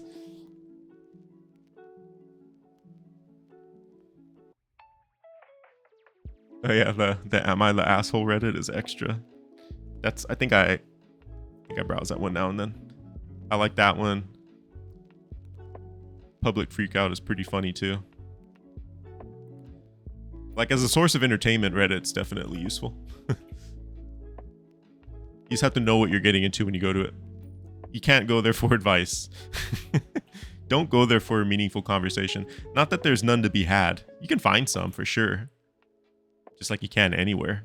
Not everyone's gonna be gonna fall into the categories that we're talking about here. But you can't really expect it. You gotta just you have to expect to run into the worst, to read the worst, and like filter it. But not everyone can filter. I mean, look at the kind of dumb shit people believe these days. Every time you hear something crazy, you're like, no one will believe that. And then you find out everyone believes it. So it's like, it's looking a little, yeah, let's just get rid of that. I think I have enough down on this one to just put it into perspective.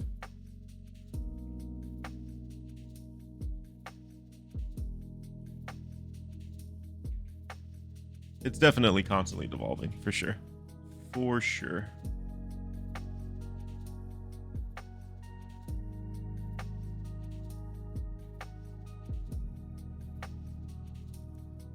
Okay.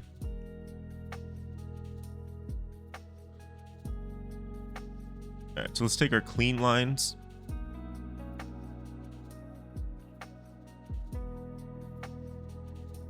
And we'll do quick wash. Just again, just to make it so they're easier to look at. There's really no other reason. They're just, it looks better when you give them a little gray wash.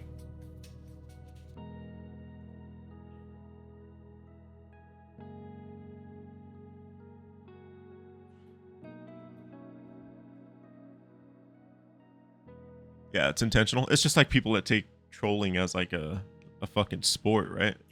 Where they just feel the need to troll just because, like, I don't even know. Their lives are sad as fuck, I guess. I really don't know. It's just funny, man. It's just so funny one. I guess.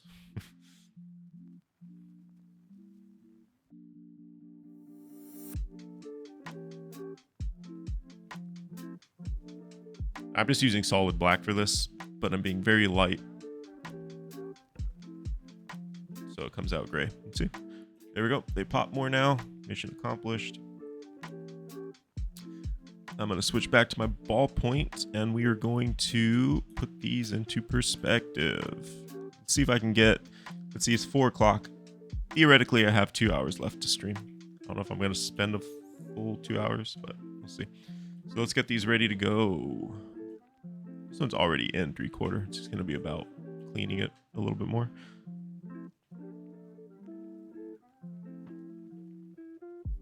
Let's make them smaller.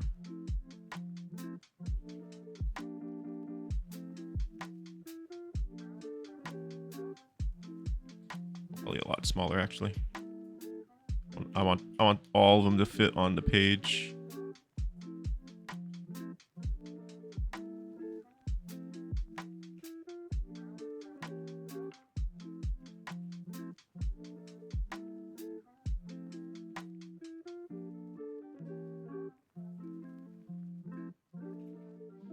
Yeah, exactly. They can't be happy unless they make somebody else feel miserable.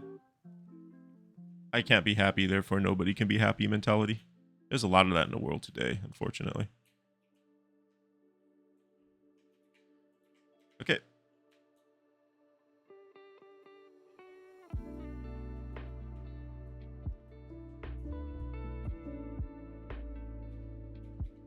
We're gonna start with our boxy big rig kind of one.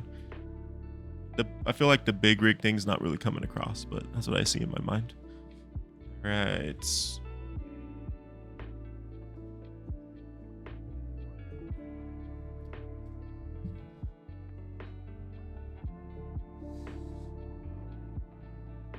I'm gonna stretch real quick. I gotta give my wrist a little break.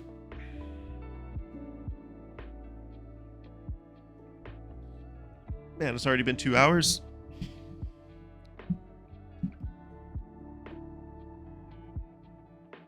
At least chilling on this makes art a little less lonely. Because honestly, that's another thing that I think trips people up with art, because it's a lonely journey, unless you're going to school, and not a lot of people go to school for art, which I don't blame you. I really don't think you should go to school for art. It's incredibly overpriced for what you get out of it, considering it's something you can learn mostly on your own. It's a very lonely journey. And when you combine that with everything I've been talking about, how it's very introspective and very vulnerable, when you're just sitting alone drawing all the time, it can wear on you. I'm a pretty solitary person, and even then, it's still just constantly drawing by yourself, just listening to music or podcasts or something. It wears on you, for sure.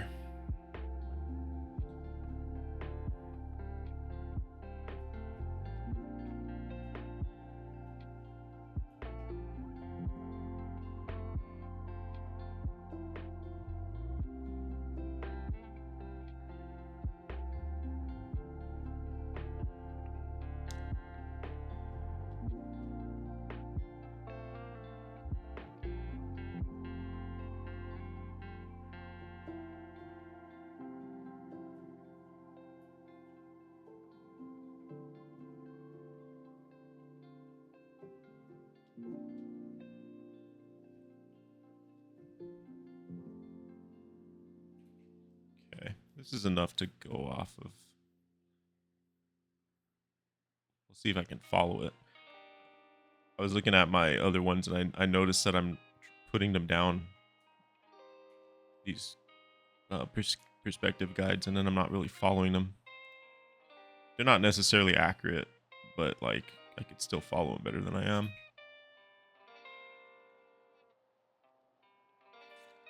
It still isn't right. This one's not right.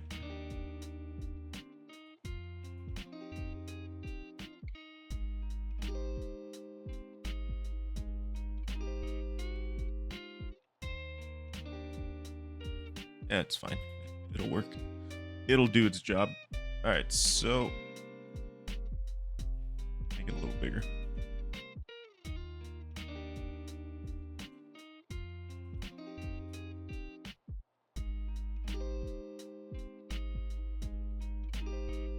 Put the nose way up here.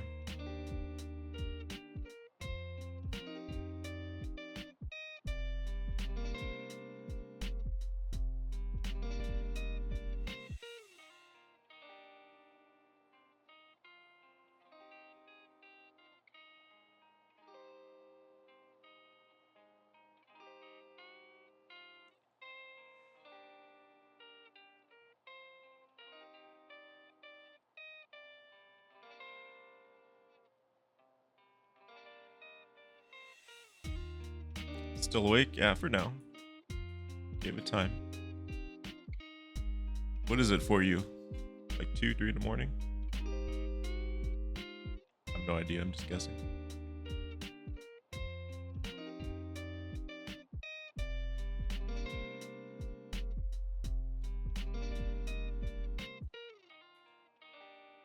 So I just want to capture some of this.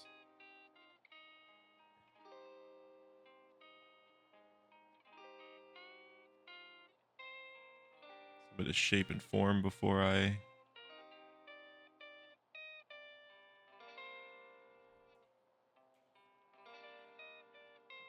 add more detail.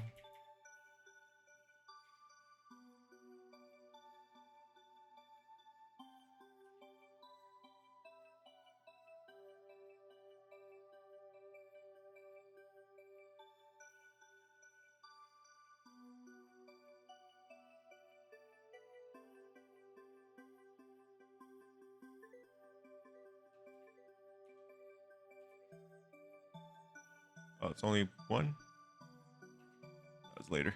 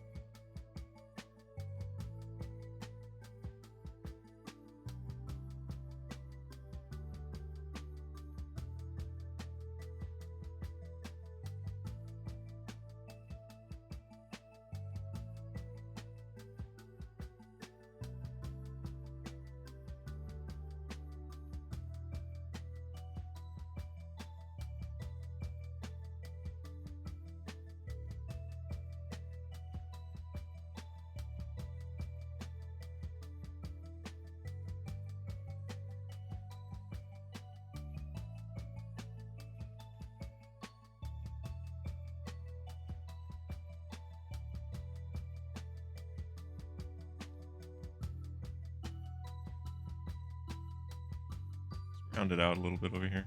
Get a little more character.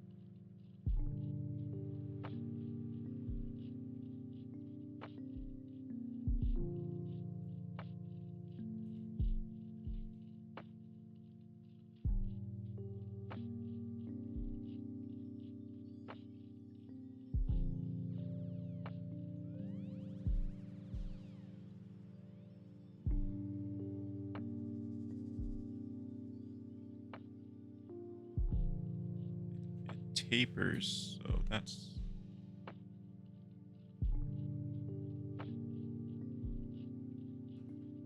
closer to that.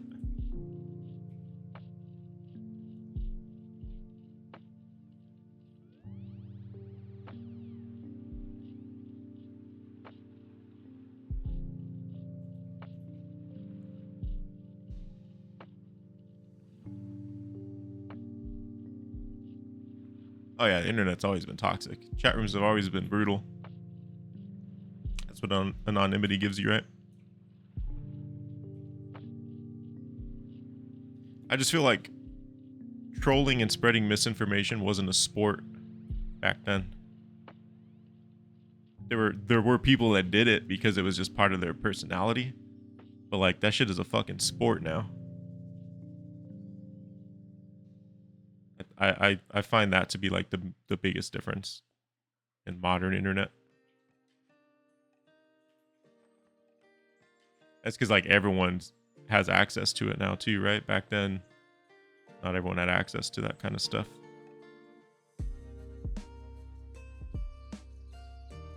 See, I messed this up.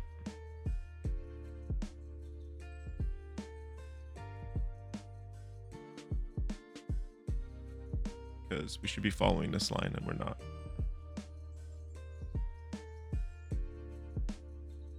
The reason why is because it was wrong in the first place. It's close to that.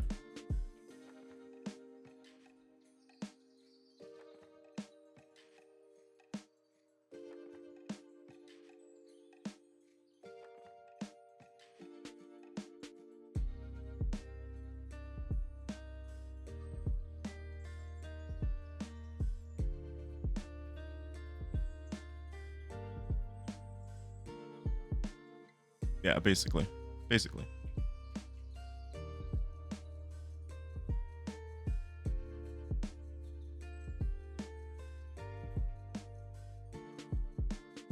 And then you combine all of that with the fact that people are genuinely hurting right now. And so, like, it doesn't make it an excuse, but it's like their justification to be an asshole or to spread misinformation. Or maybe even people who normally wouldn't do that kind of stuff, you know, they just snap.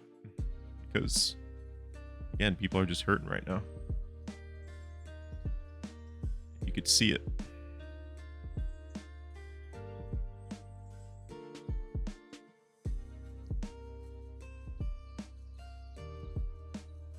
Life is rough right now. There's no doubt about it.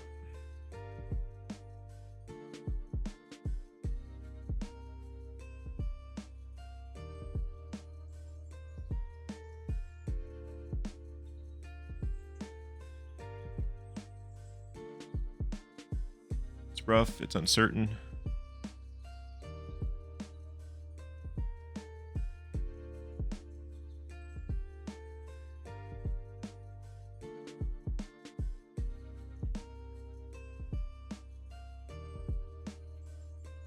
But the thing is, we're all in the same boat together. We're all...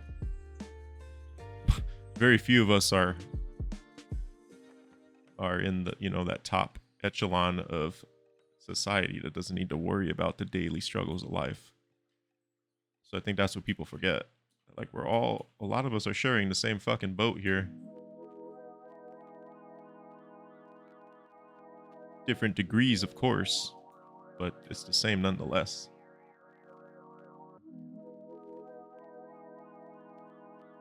It's directing all that energy in the wrong places. The folly of man.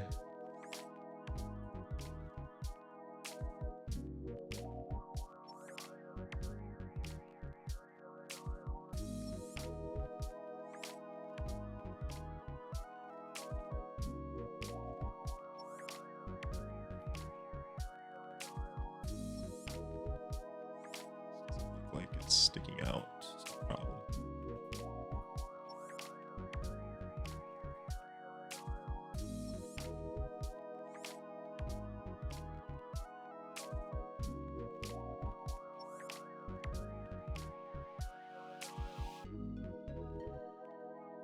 That should be about right there.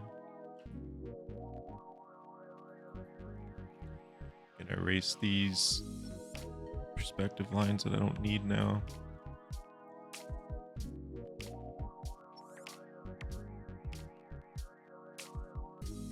I know that's gonna go there. So I know that this grill thing needs to be right there-ish. Ish.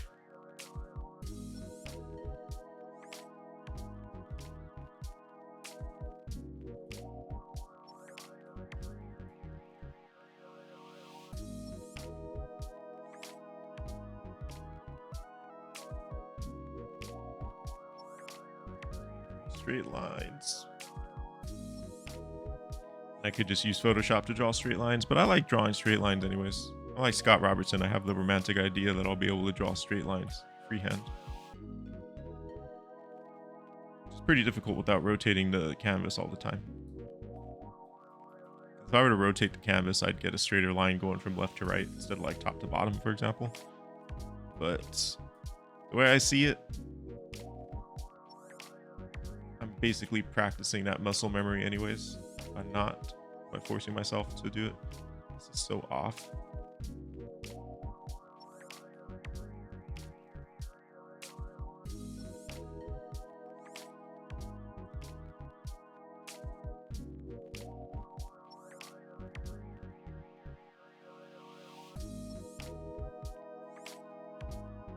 Yeah, this isn't looking right. This shouldn't be like this. There's the cheap viewers. I was wondering when we get them.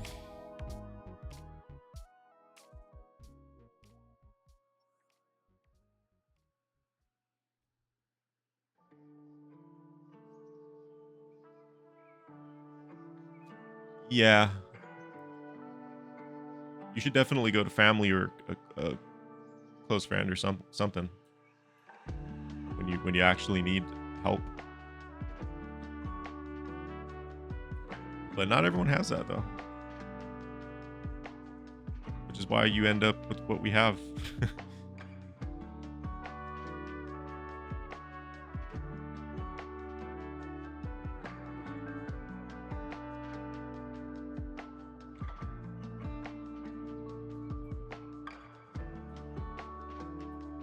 Yeah, the daily visit. They took a while today though. 2 hours in, we barely got it. Well, they fucked up. I was ready to buy views like a half hour ago. Took too long. I bought views from somebody else.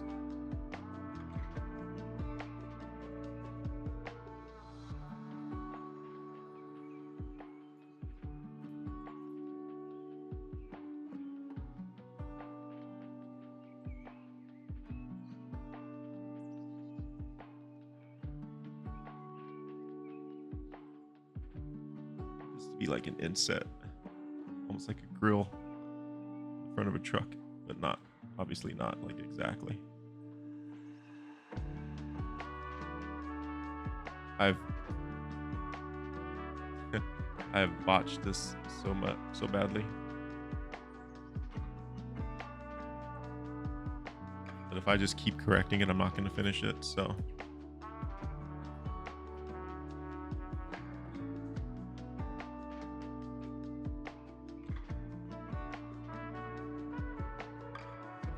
yeah, fuck it. It's fine.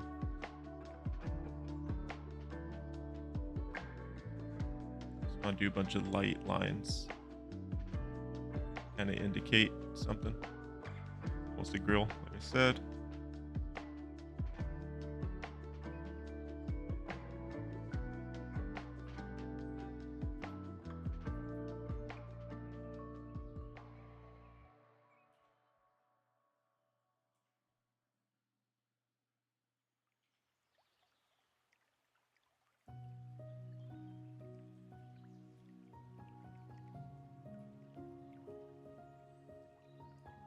I'm gonna have to bust open Scott Robertson's book and do some studies, some perspective studies.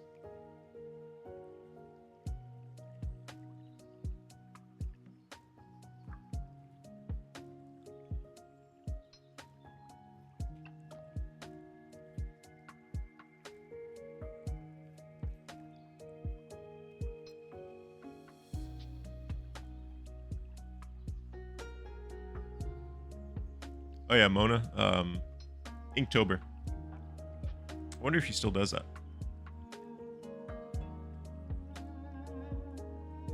Haven't done that in years.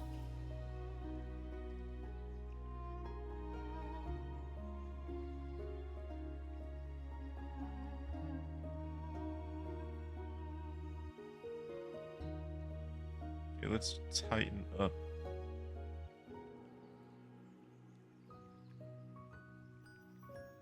We'd be looking up at this.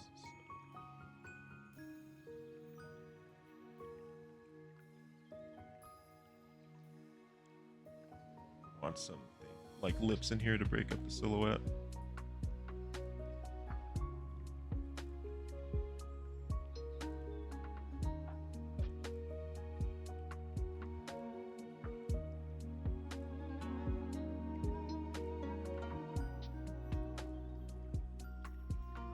Struggling today, I tell you what.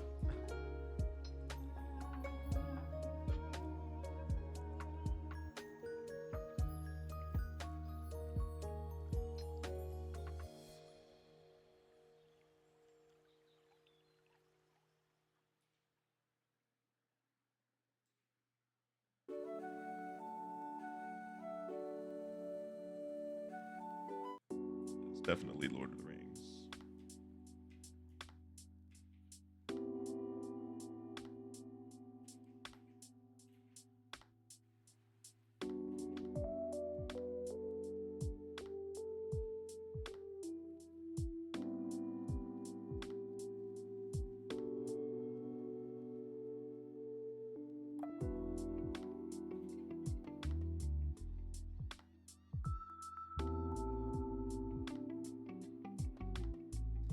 Yes, 100% copyrighted. I'm just listening to some copyright-free playlist on Spotify, but there's clearly some copyrighted songs on this thing.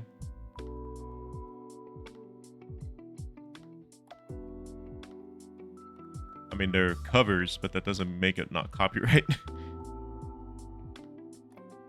I give this thing an outline because I think we got the shape.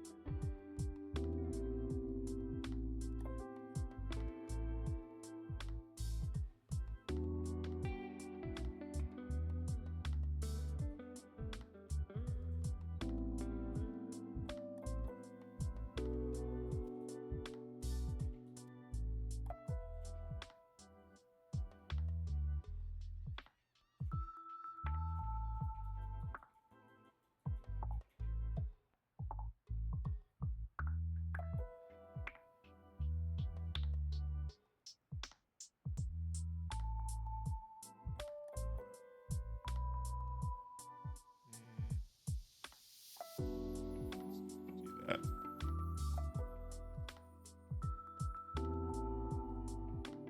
Let's give it something. I have this one in my head, and I just can't get it. I can't express it properly on paper. It's alright though, it happens. Like, I'm actually seeing this one pretty clearly in my mind's eye, but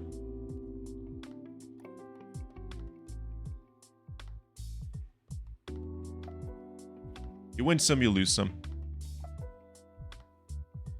That's a lot of the point of sketches in the first place, right? Just getting ideas down. They don't need to be perfect. They don't even need to be good. I'm gonna flip the canvas. Yeah, see, flipping the canvas, I could see like just how off everything is. Every time you flip the canvas, your brain registers it as like a new image because you're seeing it for the first time again.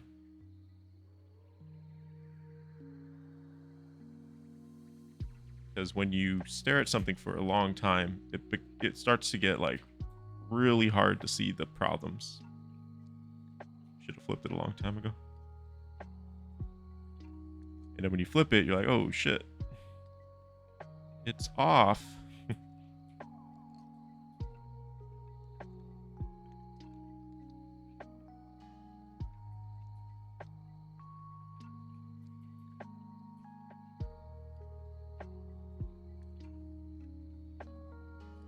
I mean, it's still gonna be off, but let me zoom out. Let me fix it.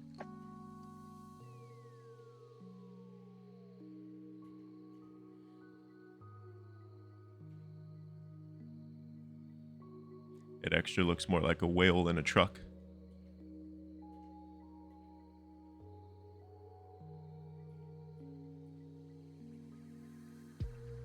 Just gonna get rid of these lip things.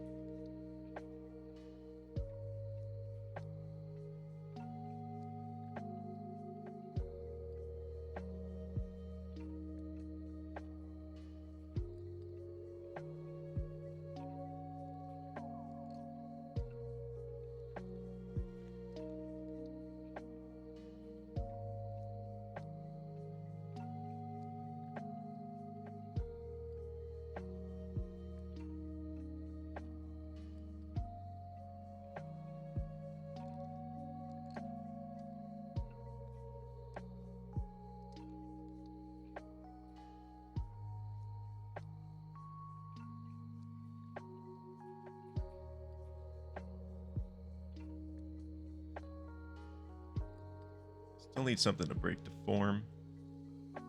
Just trying to break the lineup.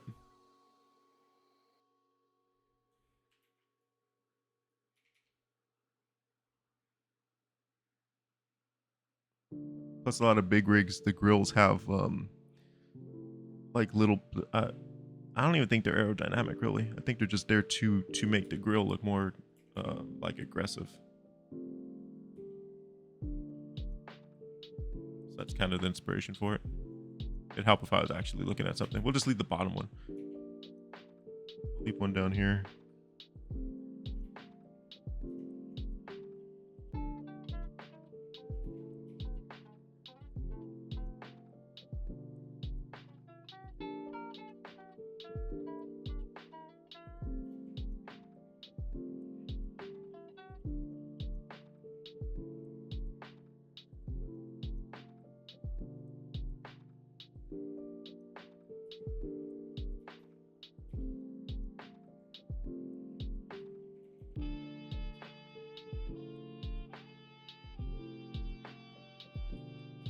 Right, that would be like that. This one would be about here. These panel lines.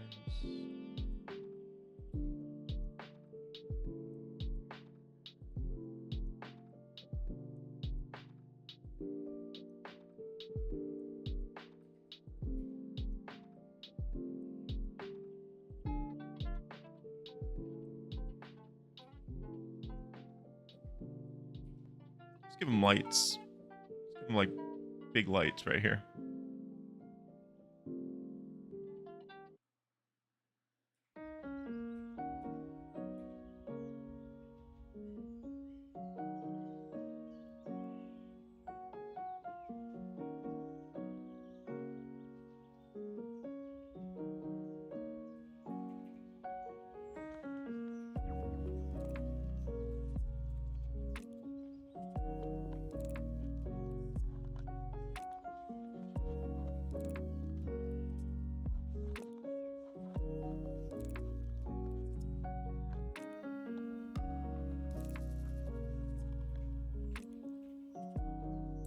Badass space whale. Not the intention. But I've definitely been kind of leaning into it. Okay, so all this stuff back here. Just noise. So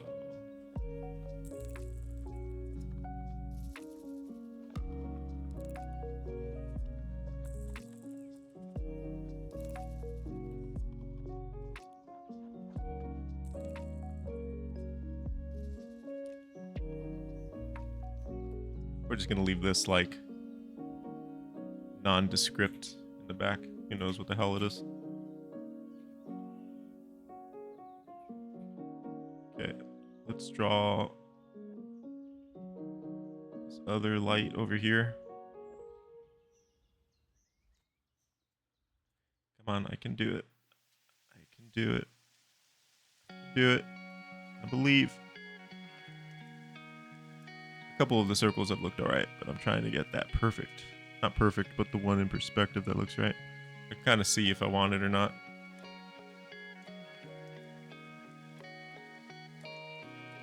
Yeah, it's close enough.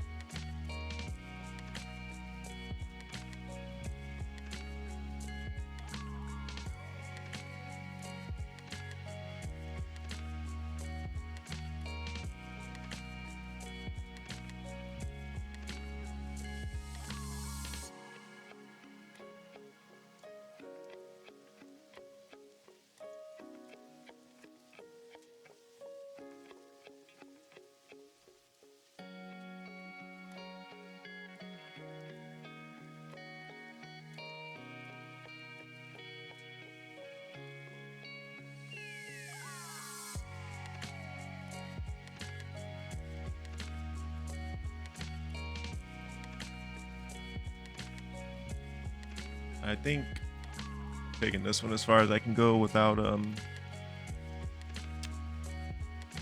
planning out more details. Some references.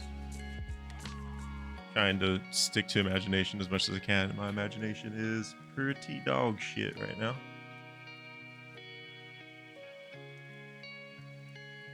Yeah. Let's wash it.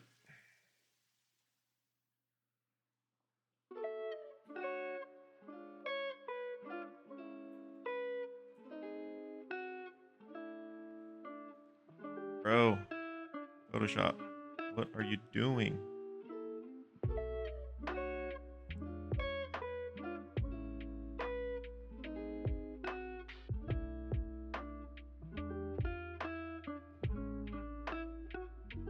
think it's a mixture of Photoshop being stupid and my keyboard just dying.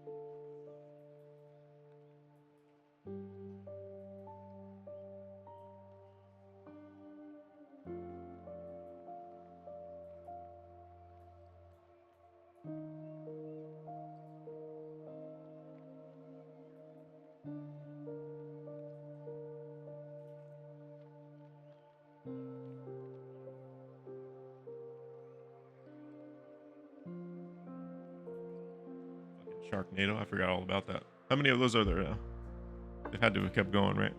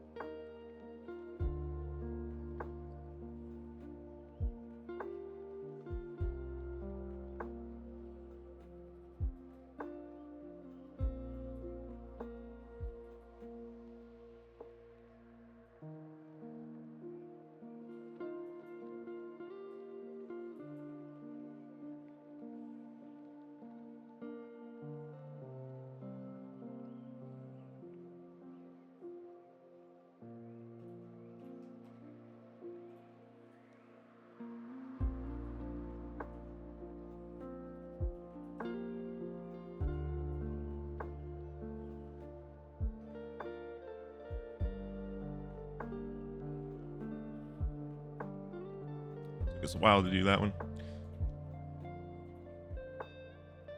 Let's do this one. So for this one, I'm gonna do a little trick that's fun to do when you have a top-down one. Top-down profile. And that is skewing it, and then we're gonna use the skew to figure out our perspective.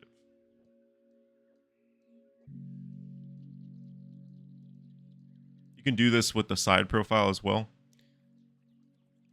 But I normally don't. But for top downs, I like this method. You can also just eyeball it like always. Okay, that's not bad. It's a little off, actually. I don't know if I could save it since I've already skewed it, but let's see.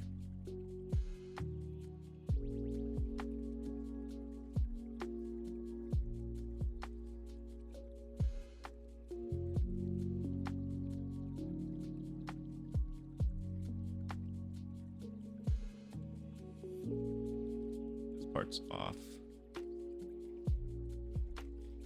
It's off, but we can just work with it anyways. It'll still work.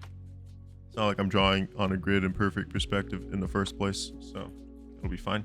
I'm gonna erase a little bit of it to make it it's on the same layer as the thumbnail, so I just need to erase some of it so it's not so solid.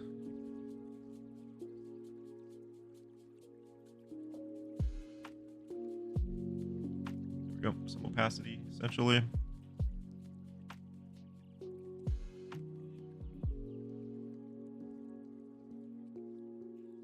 Make it bigger.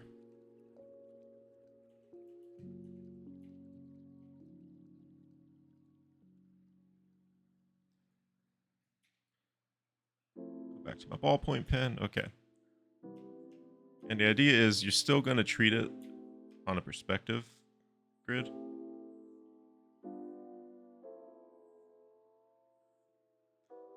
Yeah, this is definitely off.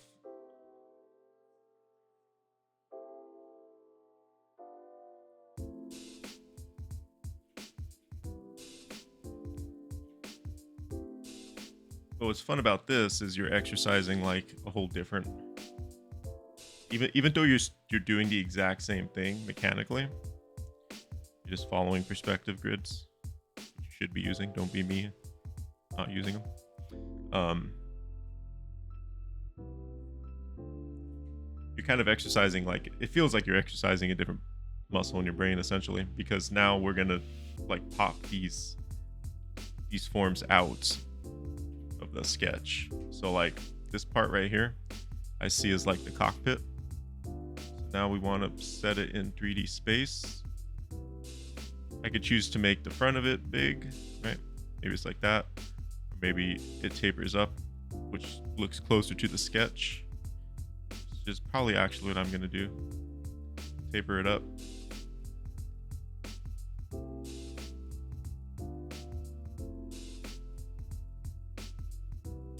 Bottom part. And then the sketch has these lines here. I see that as like a rage. Oh, whoops, I'm drawing on top of the sketch. That's gonna be a problem. I could leave the perspective lines there, but let me make a new layer. If I don't make a new layer, I'm going to be erasing it constantly. Okay. Do that again.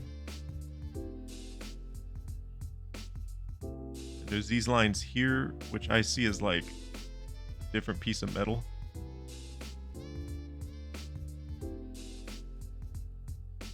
It's like housing the cockpit glass, whatever the hell, whatever futuristic crap it is.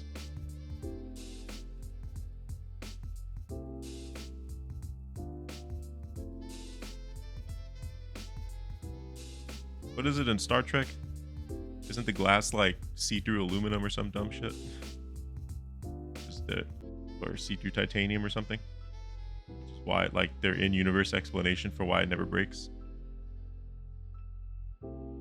The ship battles. Pretty sure, something like that. Adamantium. So this side is like way skewed out. Like this is way wrong in relation to this side. So because I see that, I'll just focus on this side and then mirror it over. I don't need to rely on this part of the sketch. But this part, this part of the sketch we can use. So we can use this part of the sketch to figure out one side, and then we'll mirror it over ourselves. So obviously you want to think in 3D, because I could very easily just fall into the trap of tracing my sketch like this, and then, you know, that's not right. So let's imagine that this wing dips.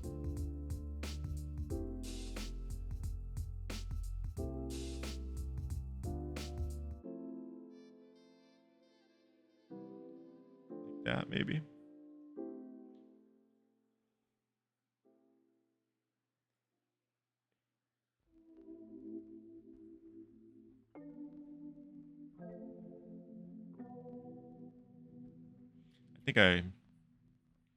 Let's not overdo it. If we overdo that dip, it's not gonna fit, right? So let's do more like this. There we go. Otherwise I'm gonna change the shape of the wing too much.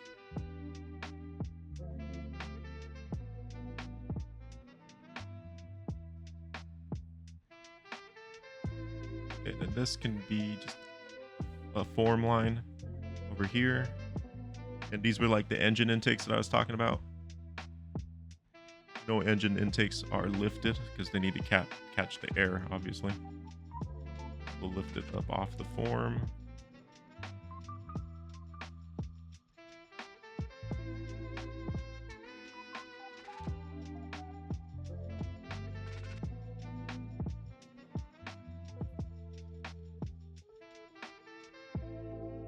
Let's go back to this behind the cockpit area. I want to raise things up a bit so it doesn't stay flat.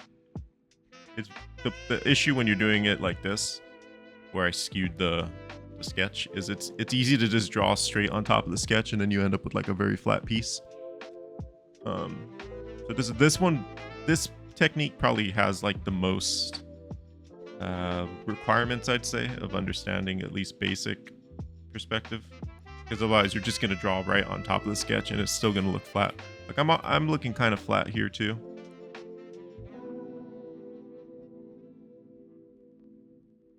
So you just got to keep in your mind that like you're building a sandwich. You're starting from the middle though. You're starting from the fucking bologna and you want to put everything around it, right? Otherwise you're just going to have more like one sad little slice of deli meat. You want that? What kind of sandwich is that? Okay, so this part looks like it's going to raise up.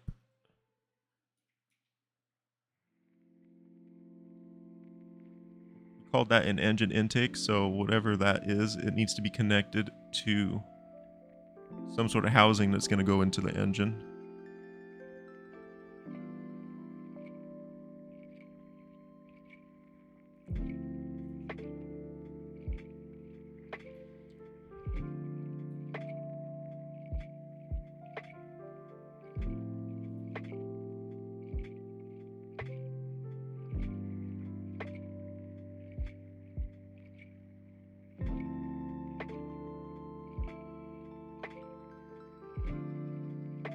Part's recessed.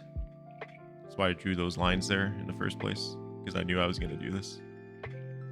So I wanted to indicate that it like dips down.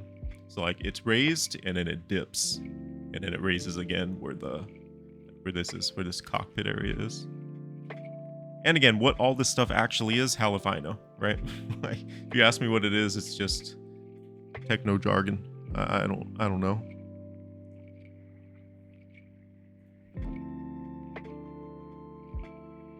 This would just be a form pass, like I keep saying, figuring out the 3D form. And then you would really want to do another pass after this that's adding real detail, not just made up detail like I'm doing, like actually making it look mechanical and all that good stuff. That's where it gets really fun, but that's also where you're going to spend a lot of your time. I'm going to flip the canvas to mirror this wing. I'm just going to draw perspective lines across so I know where to put these things on the other side.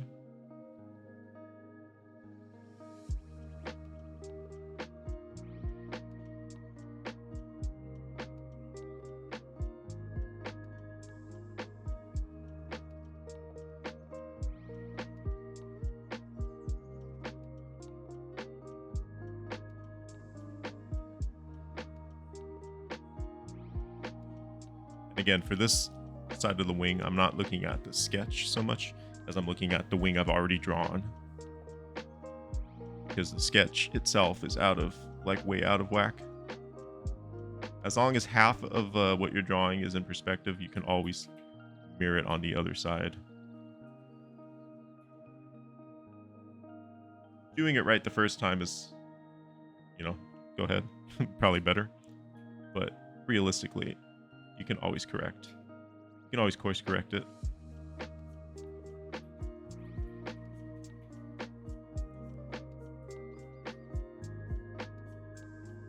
Okay, it's looking all right.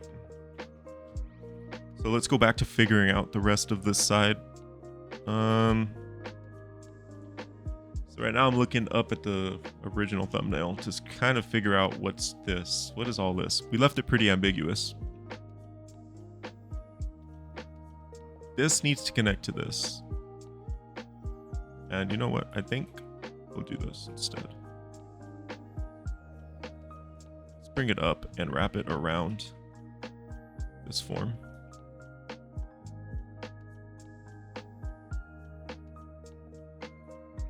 That. I think that gives us the strongest silhouette. The back end there.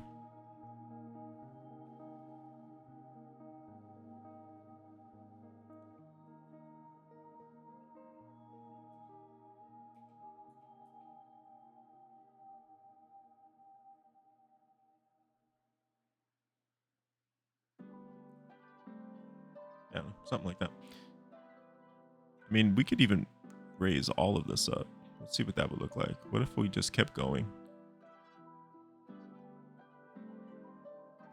We lifted all that up, and then we need to figure out what's actually going on here still.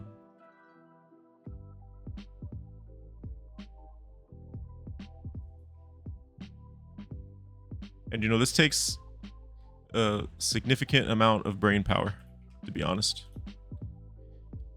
Even professional designers, and when I say professional, I mean like the top dog concept artists. I follow quite a few of them, and a lot of them will even tell you that like they only get like maybe 4 hours of like hardcore brain power before they burn out, and then they need to switch to like the more mindless stuff, which would just be like rendering and drawing. Because this isn't just drawing. Obviously I'm drawing, but I'm problem solving. I'm figuring out where things go. It's very taxing on your brain. You're burning a lot of calories thinking about all this stuff. So you're gonna need a lot of experience before you're able to just whip shit up. That's why I'm having a hard time putting details in, because this is out of my forte, like hard surface technology, machinery stuff. I don't really do a lot of. So a lot of my details, quote, are just forms. I would need to really focus on following a lot of references to make this look more like something substantial in the next pass. But hey, so long as you get some forms down, you can kind of figure out something cool if you're willing to put the time in afterwards.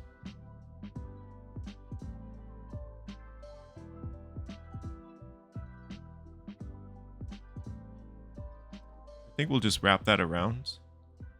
Maybe right here would be like, either this thing right here would either be like a pipe, or maybe we could see through it and we see like electricity and lightning and shit like that. Whatever's powering the engine, the drive. So let's put this exhaust on the other side now. So same process, we're going to draw a line across. And this line needs to be in relation to these other lines we've already drawn. So you can see that one's crooked. Something like that. That looks all right.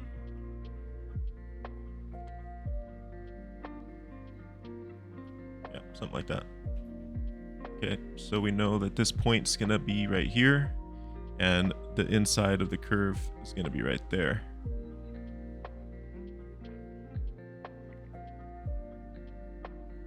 And we need to know the height of that. So that would be this line and this line.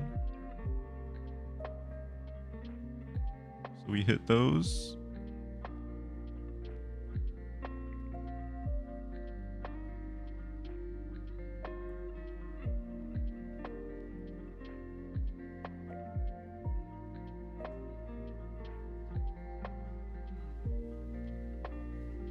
Flipping a lot to keep my brain fresh and kind of just hit the lines that I need to hit. Let's erase that for now.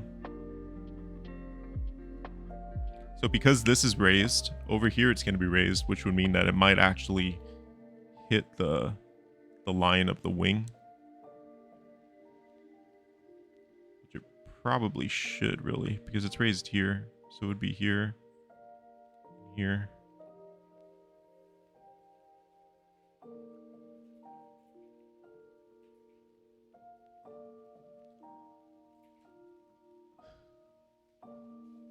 What you guys said.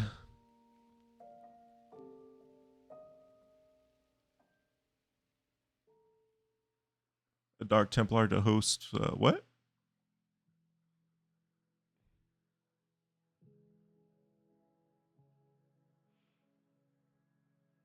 I don't know when you wrote that. I was too into what I was doing. Dark Templar for what?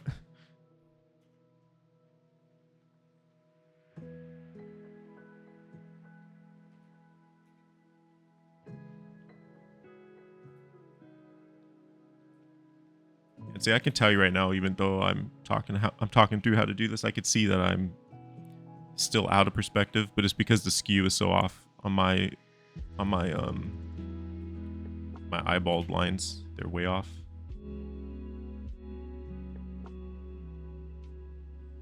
It goes there, so it's gonna meet right there. So this recess part is gonna be about right here.